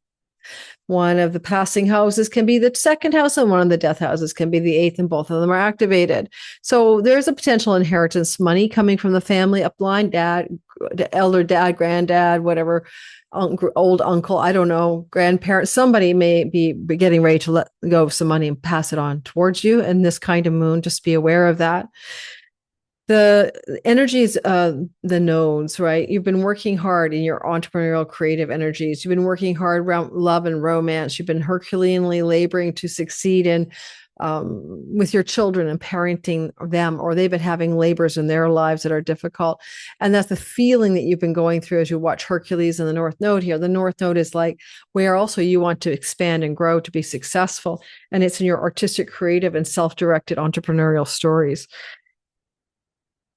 Now, the moon could help fulfill that by bringing you money that allows for the expression of that in your life. Yet you want to revolutionize Hidalgo, a new way to make money. You can speak your mind to your children here as well and be very forthright. But if you're not worrying about speaking your mind to your kids, then you are doing a revolution in your way of making money or possessing money. You got a memory here. This is the asteroid of memory, and she's connected to the South Node, and bending the node. Where is there a letting go and of a memory connected to a group you used to socialize with, a community you used to socialize with, a goal or a dream or a vision you had for your life, and it's a mere memory now. You might have to release it, or maybe some situation connected to past lives, connected to a sibling one older than you as well. There is often a feeling with the 11th house, which is such a windfall and a positive house and karmic rewards, that what you let go of releases you for more success. What you release brings you the success, not what you add. And it looks like you're releasing a style of earnings as well. A way of making money wants to end for something more creative, more authentic, inspirational, and intuitively true that harnesses your natural talents and gifts. I want to mention that this is also very healing. This is forgiveness from your childhood. What are you ready to forgive regarding your parenting and how you were parented and your childhood and the growing up?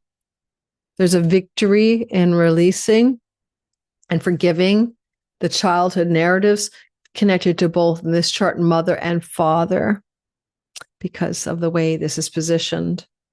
And you may have a major breakthrough in releasing that stuff. Like you don't even try. Just as like all of a sudden you see everyone did their best and no one knew better, or you're stronger and more resilient than the childhood dents that you got. And so you can let it go now. And with Mercury in your sign ruling the moon, you're going to have new insights and new ideas coming from the depths of your inner mind, your third eye, your psyche, your soul. Like your soul is speaking to you. Please pay attention to your nocturnal dreams, your insights, your synchronicities, because you're getting important messages. And all those messages want to do is inspire you and make you more intuitive and make you more fulfilled and filled with spirit, inspirited in life. So pay attention and follow the synchronicities and follow the messages that you're getting. The sun is involved here, and it rules your 10th house of purpose and career. And there needs to be a change in that. And most of you know that something has got to change. You actually know you're probably letting go of one path that you've been on that has been a profitable, maybe career path. And it's coming to an end for some of you. Now you could get rid of your job, like I don't want this job, and you can let go of your career. Like you might change careers, callings, vocations, lessons and blessings, lessons and blessings. Why do I like that? Because the house of good fortune and the house of good spirit are activated. That's where the nodes are, and they're all blessings. They're luck houses. So you have lessons and blessings and an old timepiece coming through your sky on this moon. Let's take a quick look at how this is written up. Lessons and blessings at this time coming off the moon from past lives. Right. OMG. You drew this card as a sign that the situation you're currently experiencing is a result of prior lifetimes. Take a look at other cards that you draw along this line. Oh no, don't do that. This card means that you've learned important lessons that are bringing blessings to your life at this time.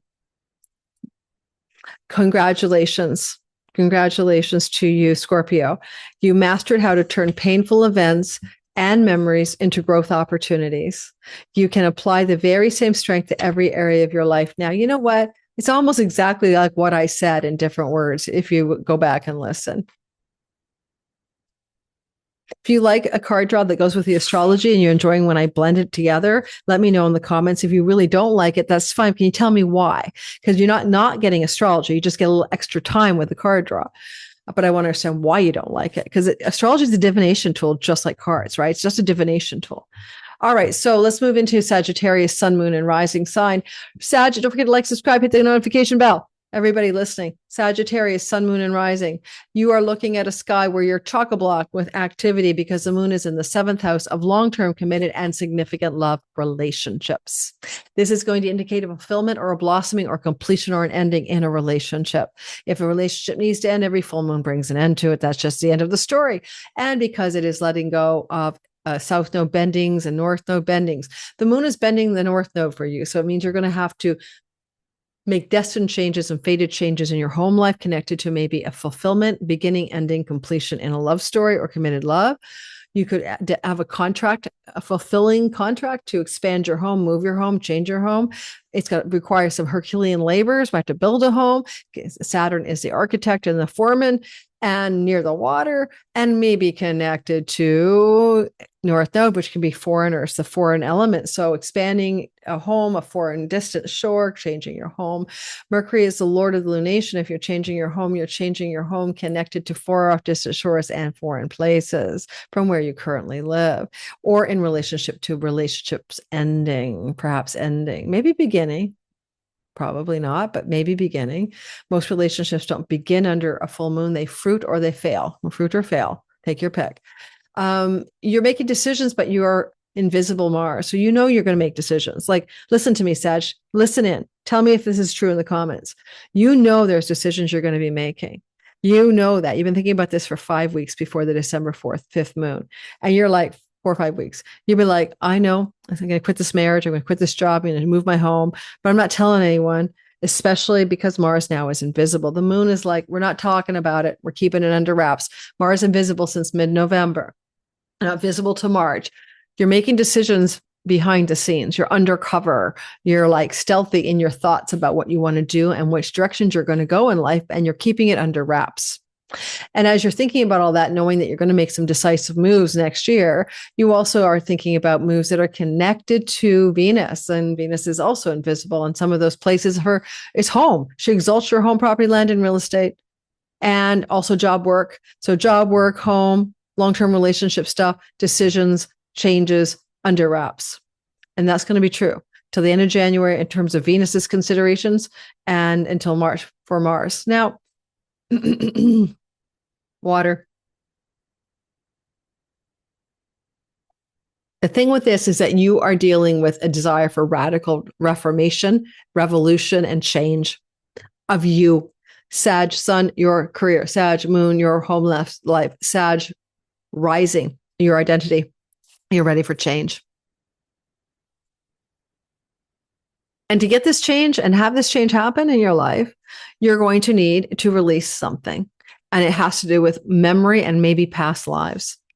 And these past lives and memory come off the 10th house of the father. So it could be father figure and father relationship, grandfather, father, patriarchal authority figures in your life. You could also be releasing, letting go of paths in purpose and career that you pursued, and you no longer can continue in that direction, and something's got to end, and you're aware of that. You're conscious and cognitive of that.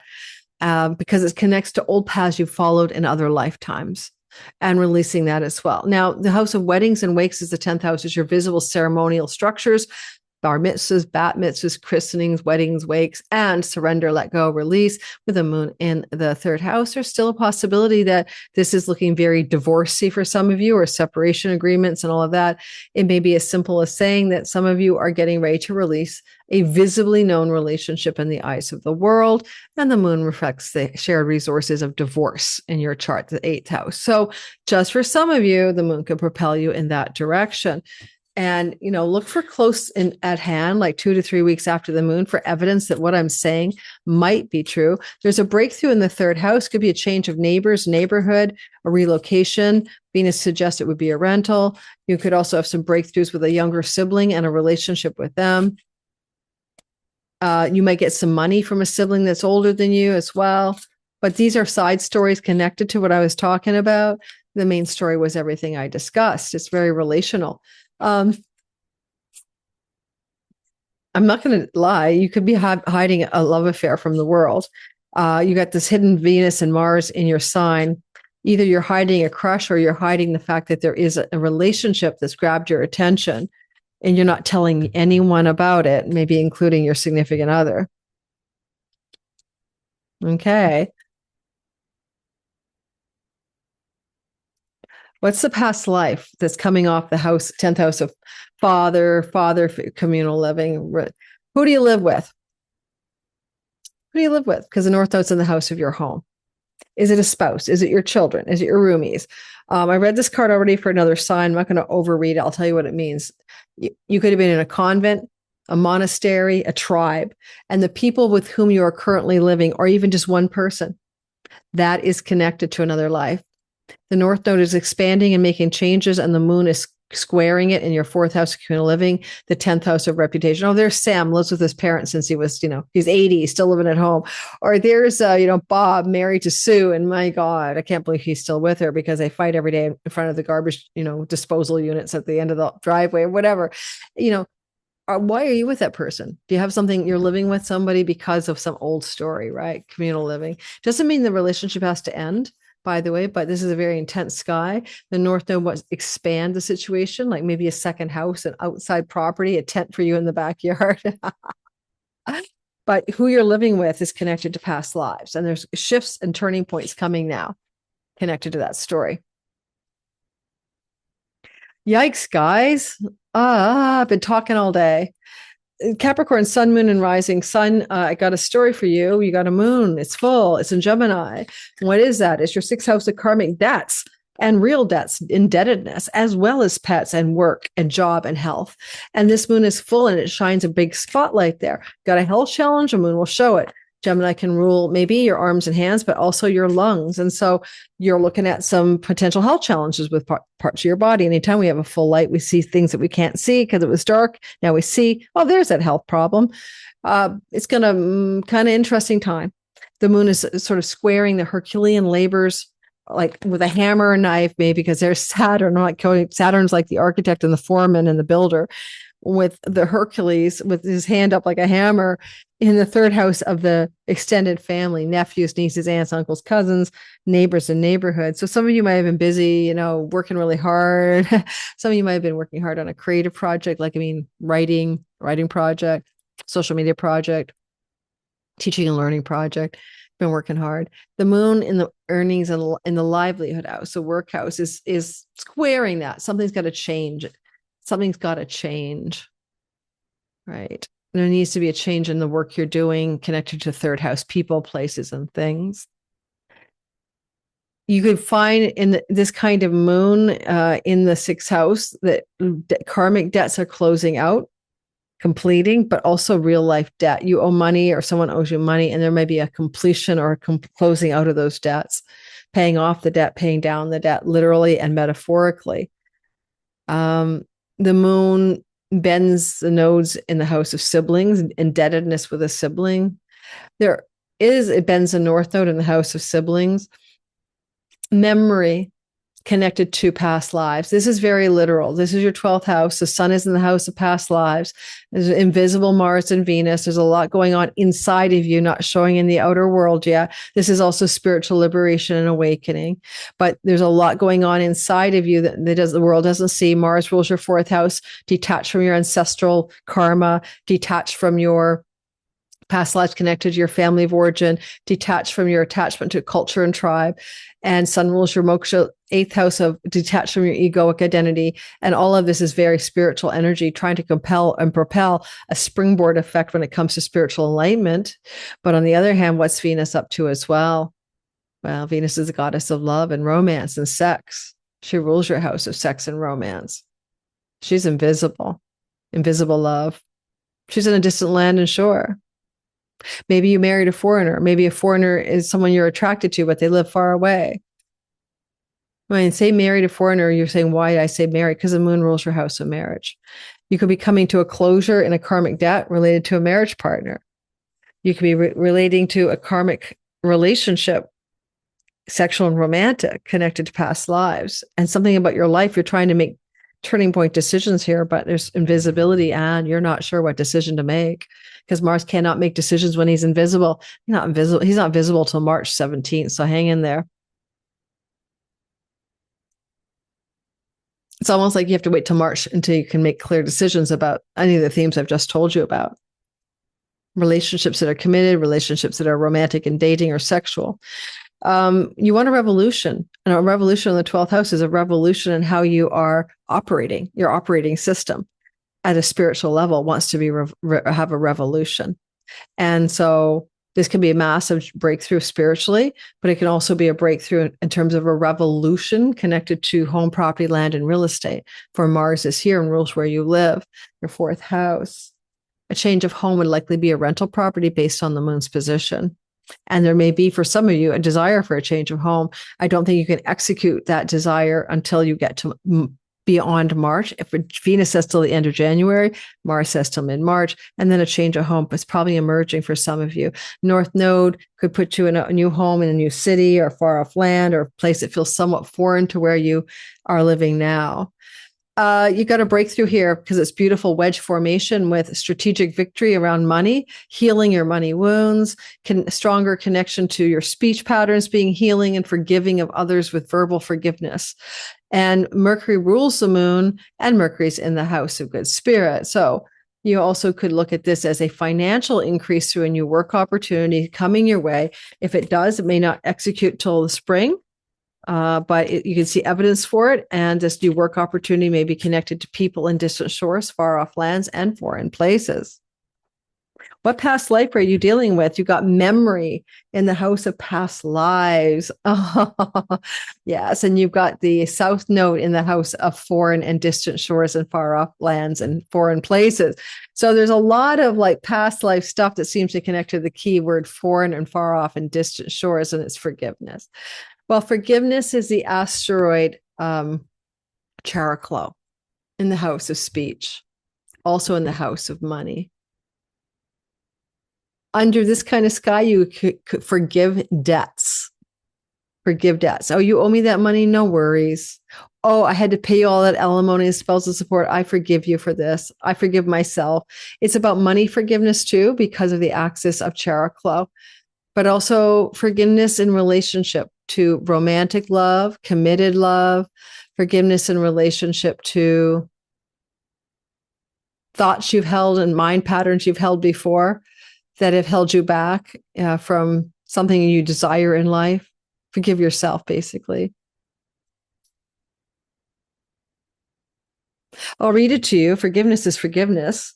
And we have two birds coming together, like two little birds. I think there's like, what are those birds, guys? Lovebirds? Doves? Oh my God, my throat. Keep thinking I'm all over whatever I've got, and I don't know about that. Started off with a headache and sore throat. I do think I ended up with another CVID, but I'm going to keep getting it over and over again because it's now not even as common as a common cold. It's mutating constantly.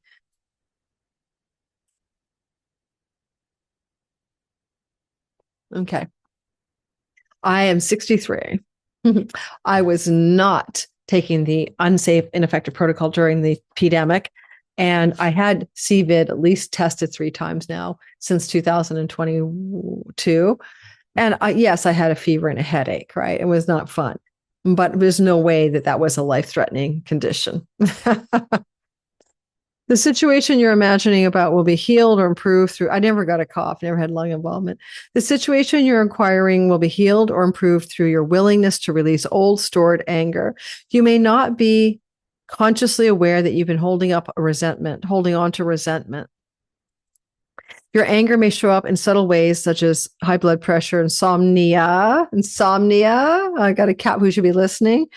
Insomnia, moodiness, addictions. Wouldn't it feel great to have stable moods or more control over your health? The moon is in your house of health. The sun is in the house of sleeping at night. Forgiveness isn't the same as saying that actions of others were justified or acceptable. Instead, forgiveness is a statement of self-empowerment. You choose to detoxify yourself of stored anger and negative energies. After all, when you hang on to anger, it only hurts you and not the other person. To heal the situation, be aware that meditation and introspection are important practices that can help you. See that your anger is merely a transient feeling, like a dark cloud floating across the sky, and recognize that the source comes from past lives. And yeah, that's where your memory is in this chart. Excuse me, and let it go. Forgiveness is cathartic and profoundly healing. Free yourself from negative and harmful emotions. Oh my God. Moving on to the last 2 signs. Okay, guys, I might start making this members only content because come join me on my members only feature, and I'll put these long form videos into play for us. You have an Aquarius sun, moon, and rising sign. I'm one of you. We have a moon, it's full, it's in Gemini. That could look like a fulfillment of a desire for a romantic love affair, or you romance, or completion of an existing dating relationship because it's coming to an end if you have been dating somebody. Fulfillment of a fertility goal, a creative goal, an artistic goal. A full moon in the house of children can always look like fulfillment of pregnancy or fertility for one of your children. That would be the seed was planted already, and now the fulfillment shows up as a birth or acknowledged pregnancy. So you may have a child telling you there's a baby on the way, and my son and his woman are trying to make a baby. So I'd be very happy for that. You could see this full moon, though, because it's squaring the nose, being very destined, very fated. Any child that comes through you, your partner, or your children is connected to past lives, is connected to, the ancestors reincarnating into the family system. Look for evidence of that. You'll see it's true. And with the moon here, if you are looking for a new love story, and you might be, it's bending the north node. So the moon says a new romantic love story comes through your second house, and Mercury rules it. So you will only begin a new relationship if you're looking for one, Aquarius, likely through the work environment that you're in. You might meet somebody through job, work, career. In 100 Ways to Sunday, it shows up in this chart, right? The moon in the 5th, romance rules the house of work. Mercury rules the moon in the house of career. The north node's in the house of earnings, and it's being bent by the moon. So by producing a career, like going to work, doing your job, making money, that could be a doorway to a new long-term love romance in this chart. If you're with somebody already, then that's not true. Of course, you might not be. That doesn't matter. This is for the single persons I'm speaking to right now. The energy here of memory, what is it you have, like past lives or other memories of, connected to a need to revolutionize your life, connected to the 11th house? Now, memories here can be memories connected to goals and dreams and visions that you've had for your life. Oh, I remember when I was 9, I really wanted to be a model when I grew up. That's true. My mom said I'd make a great model because I was tall and skinny. And I just told my kindergarten teacher I wanted to be a model. I know even I did what a model was, but you know what I mean? Like what visions and dreams and goals for your life have you had? And maybe you can remember them. You can pull on the memories of the wistful ways you wanted things in the past. You yearned and desired for them as a desire house. And quite possibly because the moon would like to fulfill the desire in the house of good fortune, those desires are coming through what vitalizes you, inspires you, enthuses you, feels like play and fun and pleasure and joy. Otherwise, the desire is useless. It's supposed to feel like it's fun. And you might be coming back in touch with desires involving fun. memories, memories of friends. I just broke down in tears at dinner with a friend the other day when she mentioned my friend who passed in 2021. So memories of the past connected to friends and releasing something there, especially with the South Node, forgiveness and releasing of betrayals, abandonment, shame connected to friendships that you know, and literally that you may have lost that friend to death and you haven't really forgiven the friend or ended forgiven the loss or resolved the grief. I thought I was over the loss of my friend, but I think I was so numbed out by the pandemic and losing 2 friends in 2 months or 3 months, and not from COVID, by the way, that, you know, I probably just had to like cope, right, and bury the pain somewhere else. It was probably buried in my sacroiliac joint. And so readdressing grief, because the 8th house will always bring grief. Surrender, release, and release grief around friendships, goals and dreams that you might have abandoned or you feel ashamed to acknowledge are truly yours for life. Or releasing a past connection to a sibling with past lives who's one older than you and releasing that as well. Oddly enough, it would be weird, but you could even find out you have an older sibling that you didn't know about off of this chart, and suddenly you find out you're not the oldest at all. That kind of thing looks like it's possible.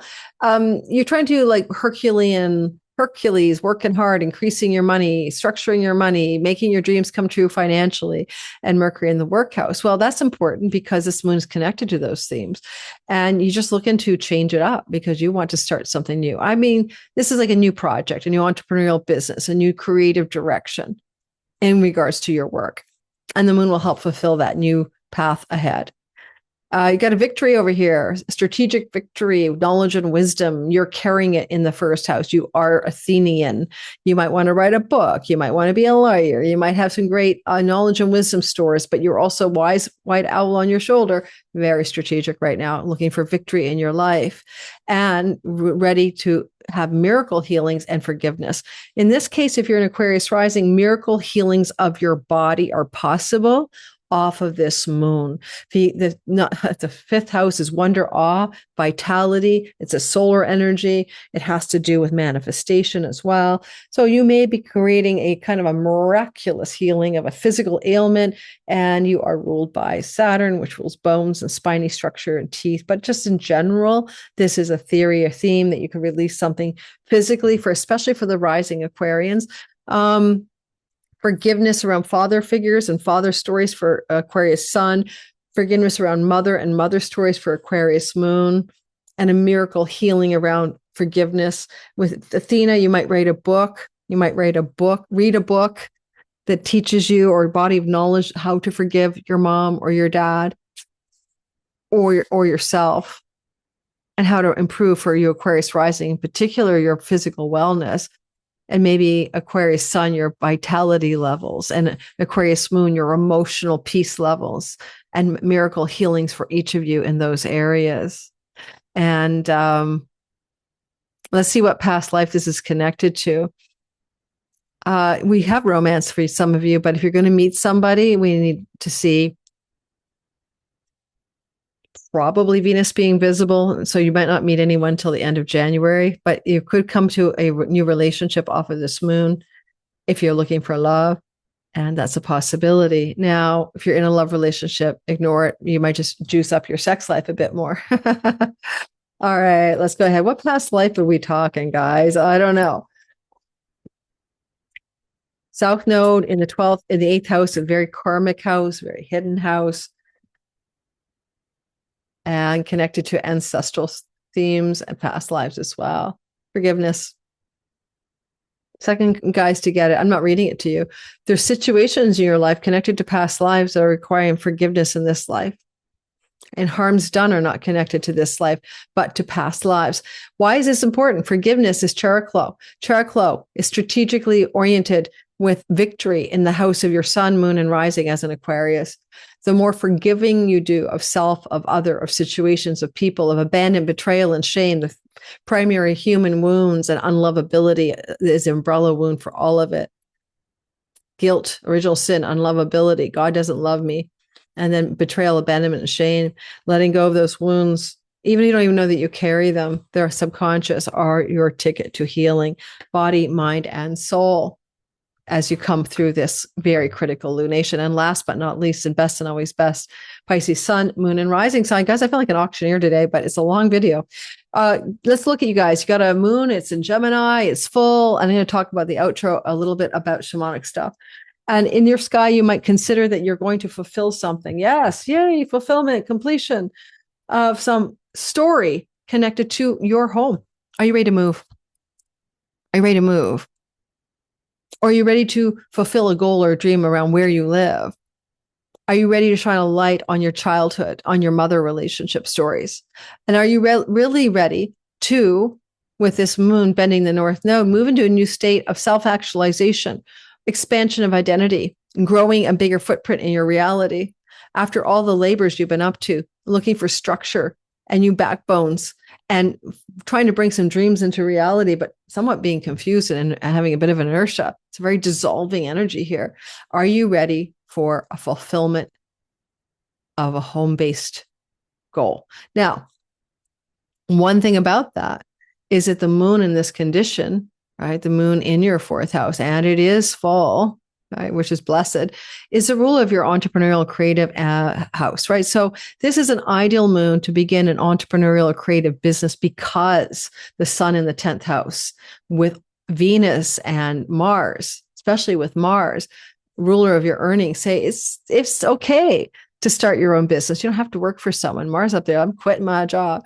So some of you could fulfill an entrepreneurial kind of agenda successfully as well from your home base, making this moon work for you in that regard. Now, memories. The Greek goddess of memory is bending the south node in the house of committed marital type long-term love. And past lives, memory of past lives connected to long-term love. This is the house of weddings and divorces and wakes and all the ceremonies and acknowledgments of your public standing in life. Memories are there, and revolution, Hidalgo is there. You might want to revolutionize your work. That doesn't look like a change from Starbucks to Pete's Coffee. It looks like a change of path, a vocational shift. And the Mercury is ruling the moon in the house of education. So some of you might go back to school. Some of you might also yearn for a deeper, meaningful path in your work and job and career, and maybe getting ready to do that from your home base. Now, one thing about this is the moon is a ruler of sexual and romantic love. And the moon, as that ruler of this romantic love house, is bending the south node, north node axis, particularly the north, but, squaring the south, applying to the south. So there could be a pivotal turning point in romantic love, because bending is a pivotal turning point in romantic love connected to romance and romantic love. And Mercury rules your connection to your long-term love. And those themes are under the spotlight for you. Now, if you're not with a relationship, then you might be best off inspecting patterns in love connected to mother and childhood and ancestral patterns even. And if you're with somebody, then you're going to have to look at the idea of what's trying to happen in your domestic life with them and what changes need to happen. It's almost like one of the two of you might go off and travel to a distant land or shore and spend time apart even to clear the relationship, a marriage sabbatical. I don't know.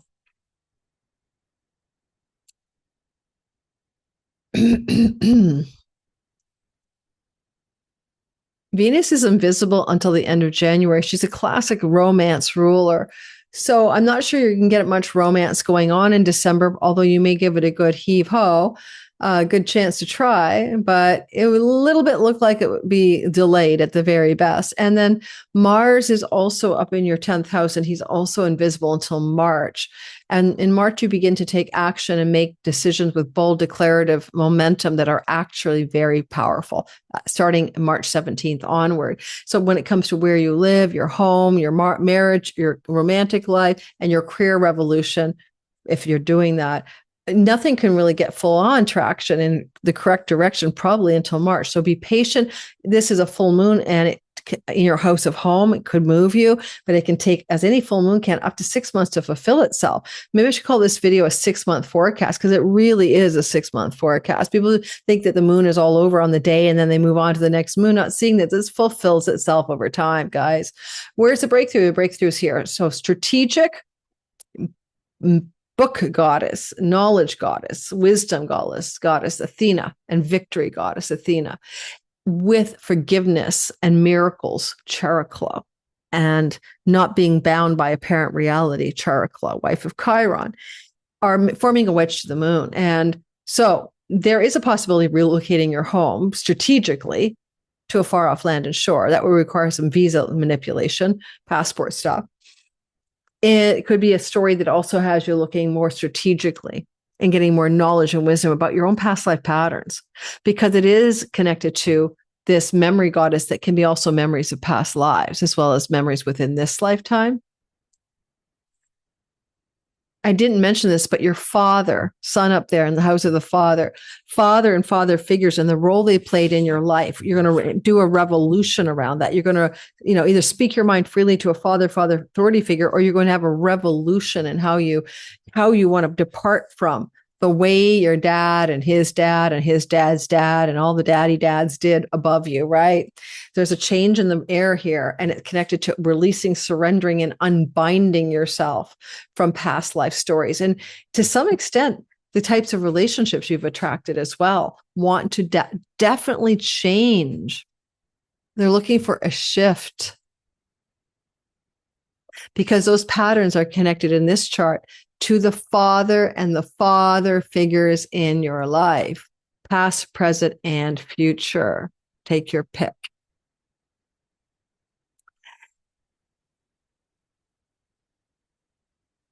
So your past life stories are connected to Asia. I was thinking, really? Another Asia card, right? Second person to get it. And that would connect you to past lives in marital relationships from this moon, South Node, and in the types of people you chose to legally marry or be acknowledged as a long-term relationship partner to. And this is also connected to the energy of Chariklo in the house of distant shores and foreign lands, as well as past lives. All right, so there's a vibe of Asia. Now, I read Asia to another sign, and I'm going to read it to you again, because I was surprised when I read Asia. I think it had to do with the Asian edict in love, and like, I don't know. Let's go read it again. It's a while ago, a few signs back, and then we're done. And quick outro, and I'm out of here. A significant past life in Asia. Okay, Asian culture. And the lessons of that lifetime need to be balanced with your current life's culture. For instance, you may have been in the habit of suppressing your emotions and opinions in that lifetime. However, in this life, it's essential that you be aware of your inner truth. You are being guided to express your beliefs and your feelings openly with loved ones in order to deepen your relationships. Yes, Asian stoicism, right?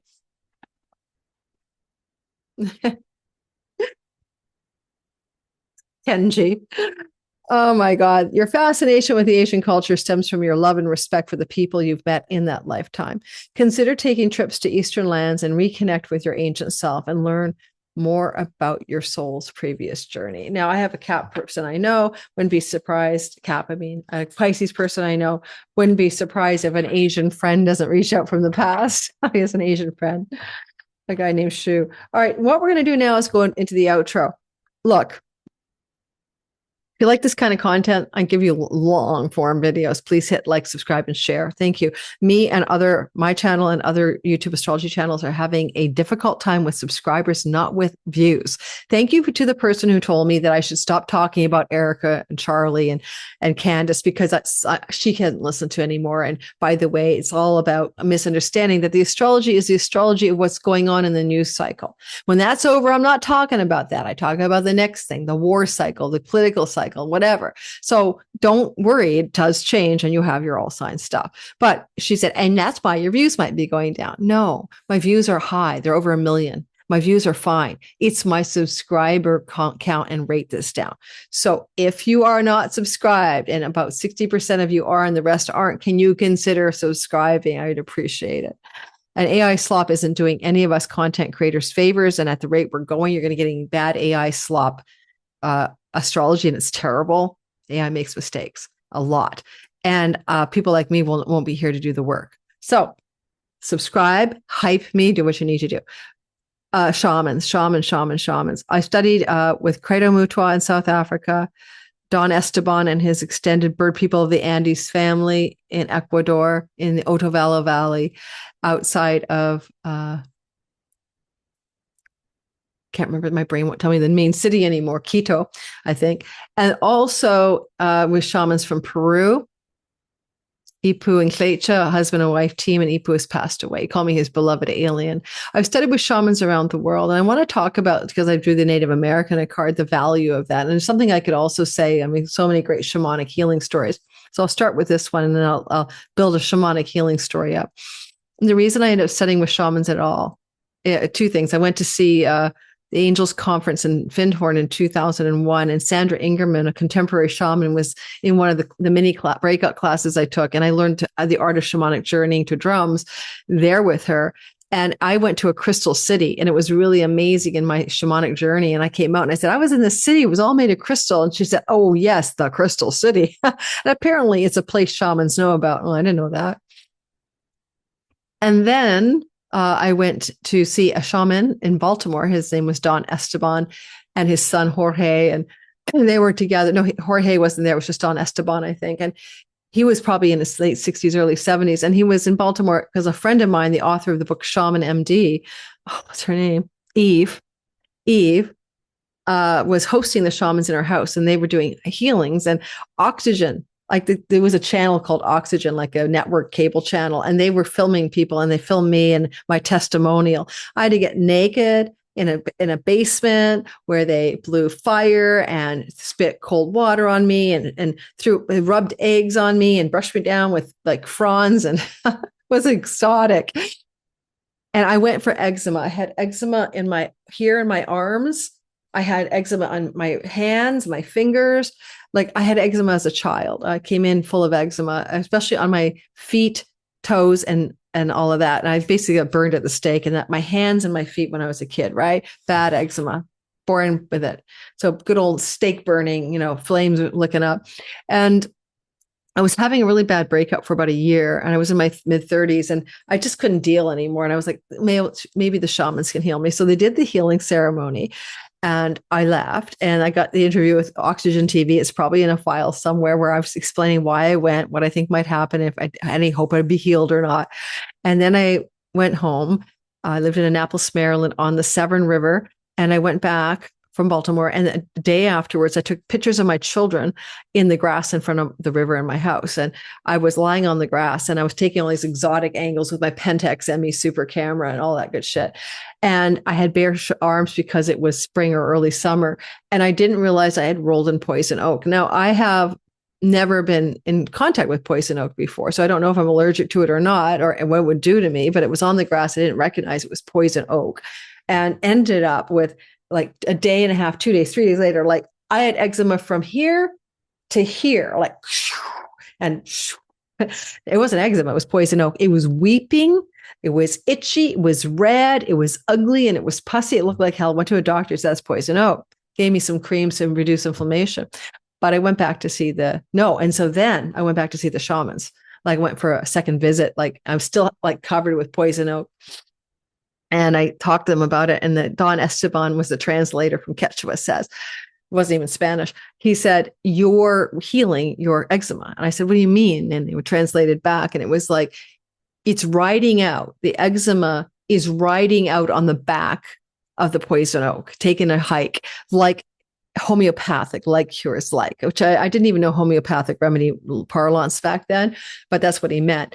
And lo and behold, when the poison oak disappeared, I barely ever get eczema again, ever. Like sometimes a little bit, like in super hot places like Bali, I get a little bit of it here, just a little bit. It's rare. It's rare. I was lifelong covered in eczema, usually in here, the sweat spots, right? Usually here, the sweat spots. And it was gone forever. That's my healing story. I'll get my sister called Healing with the Shamans. And I'll tell some more cool healing stories and shaman stories. I've got a bunch of them. You go spend weeks in the Andes, with dirt floors and see what happens. Okay, I got some stories to tell. All right. Thanks for listening. Don't forget to like and subscribe, and I'll see you in the next video. Thanks, guys. Share with us with friends and family. Give this a long tail. It's really more of a 6-month story than a 6-week. I think I'll try to change the title for that, and I'll see you soon.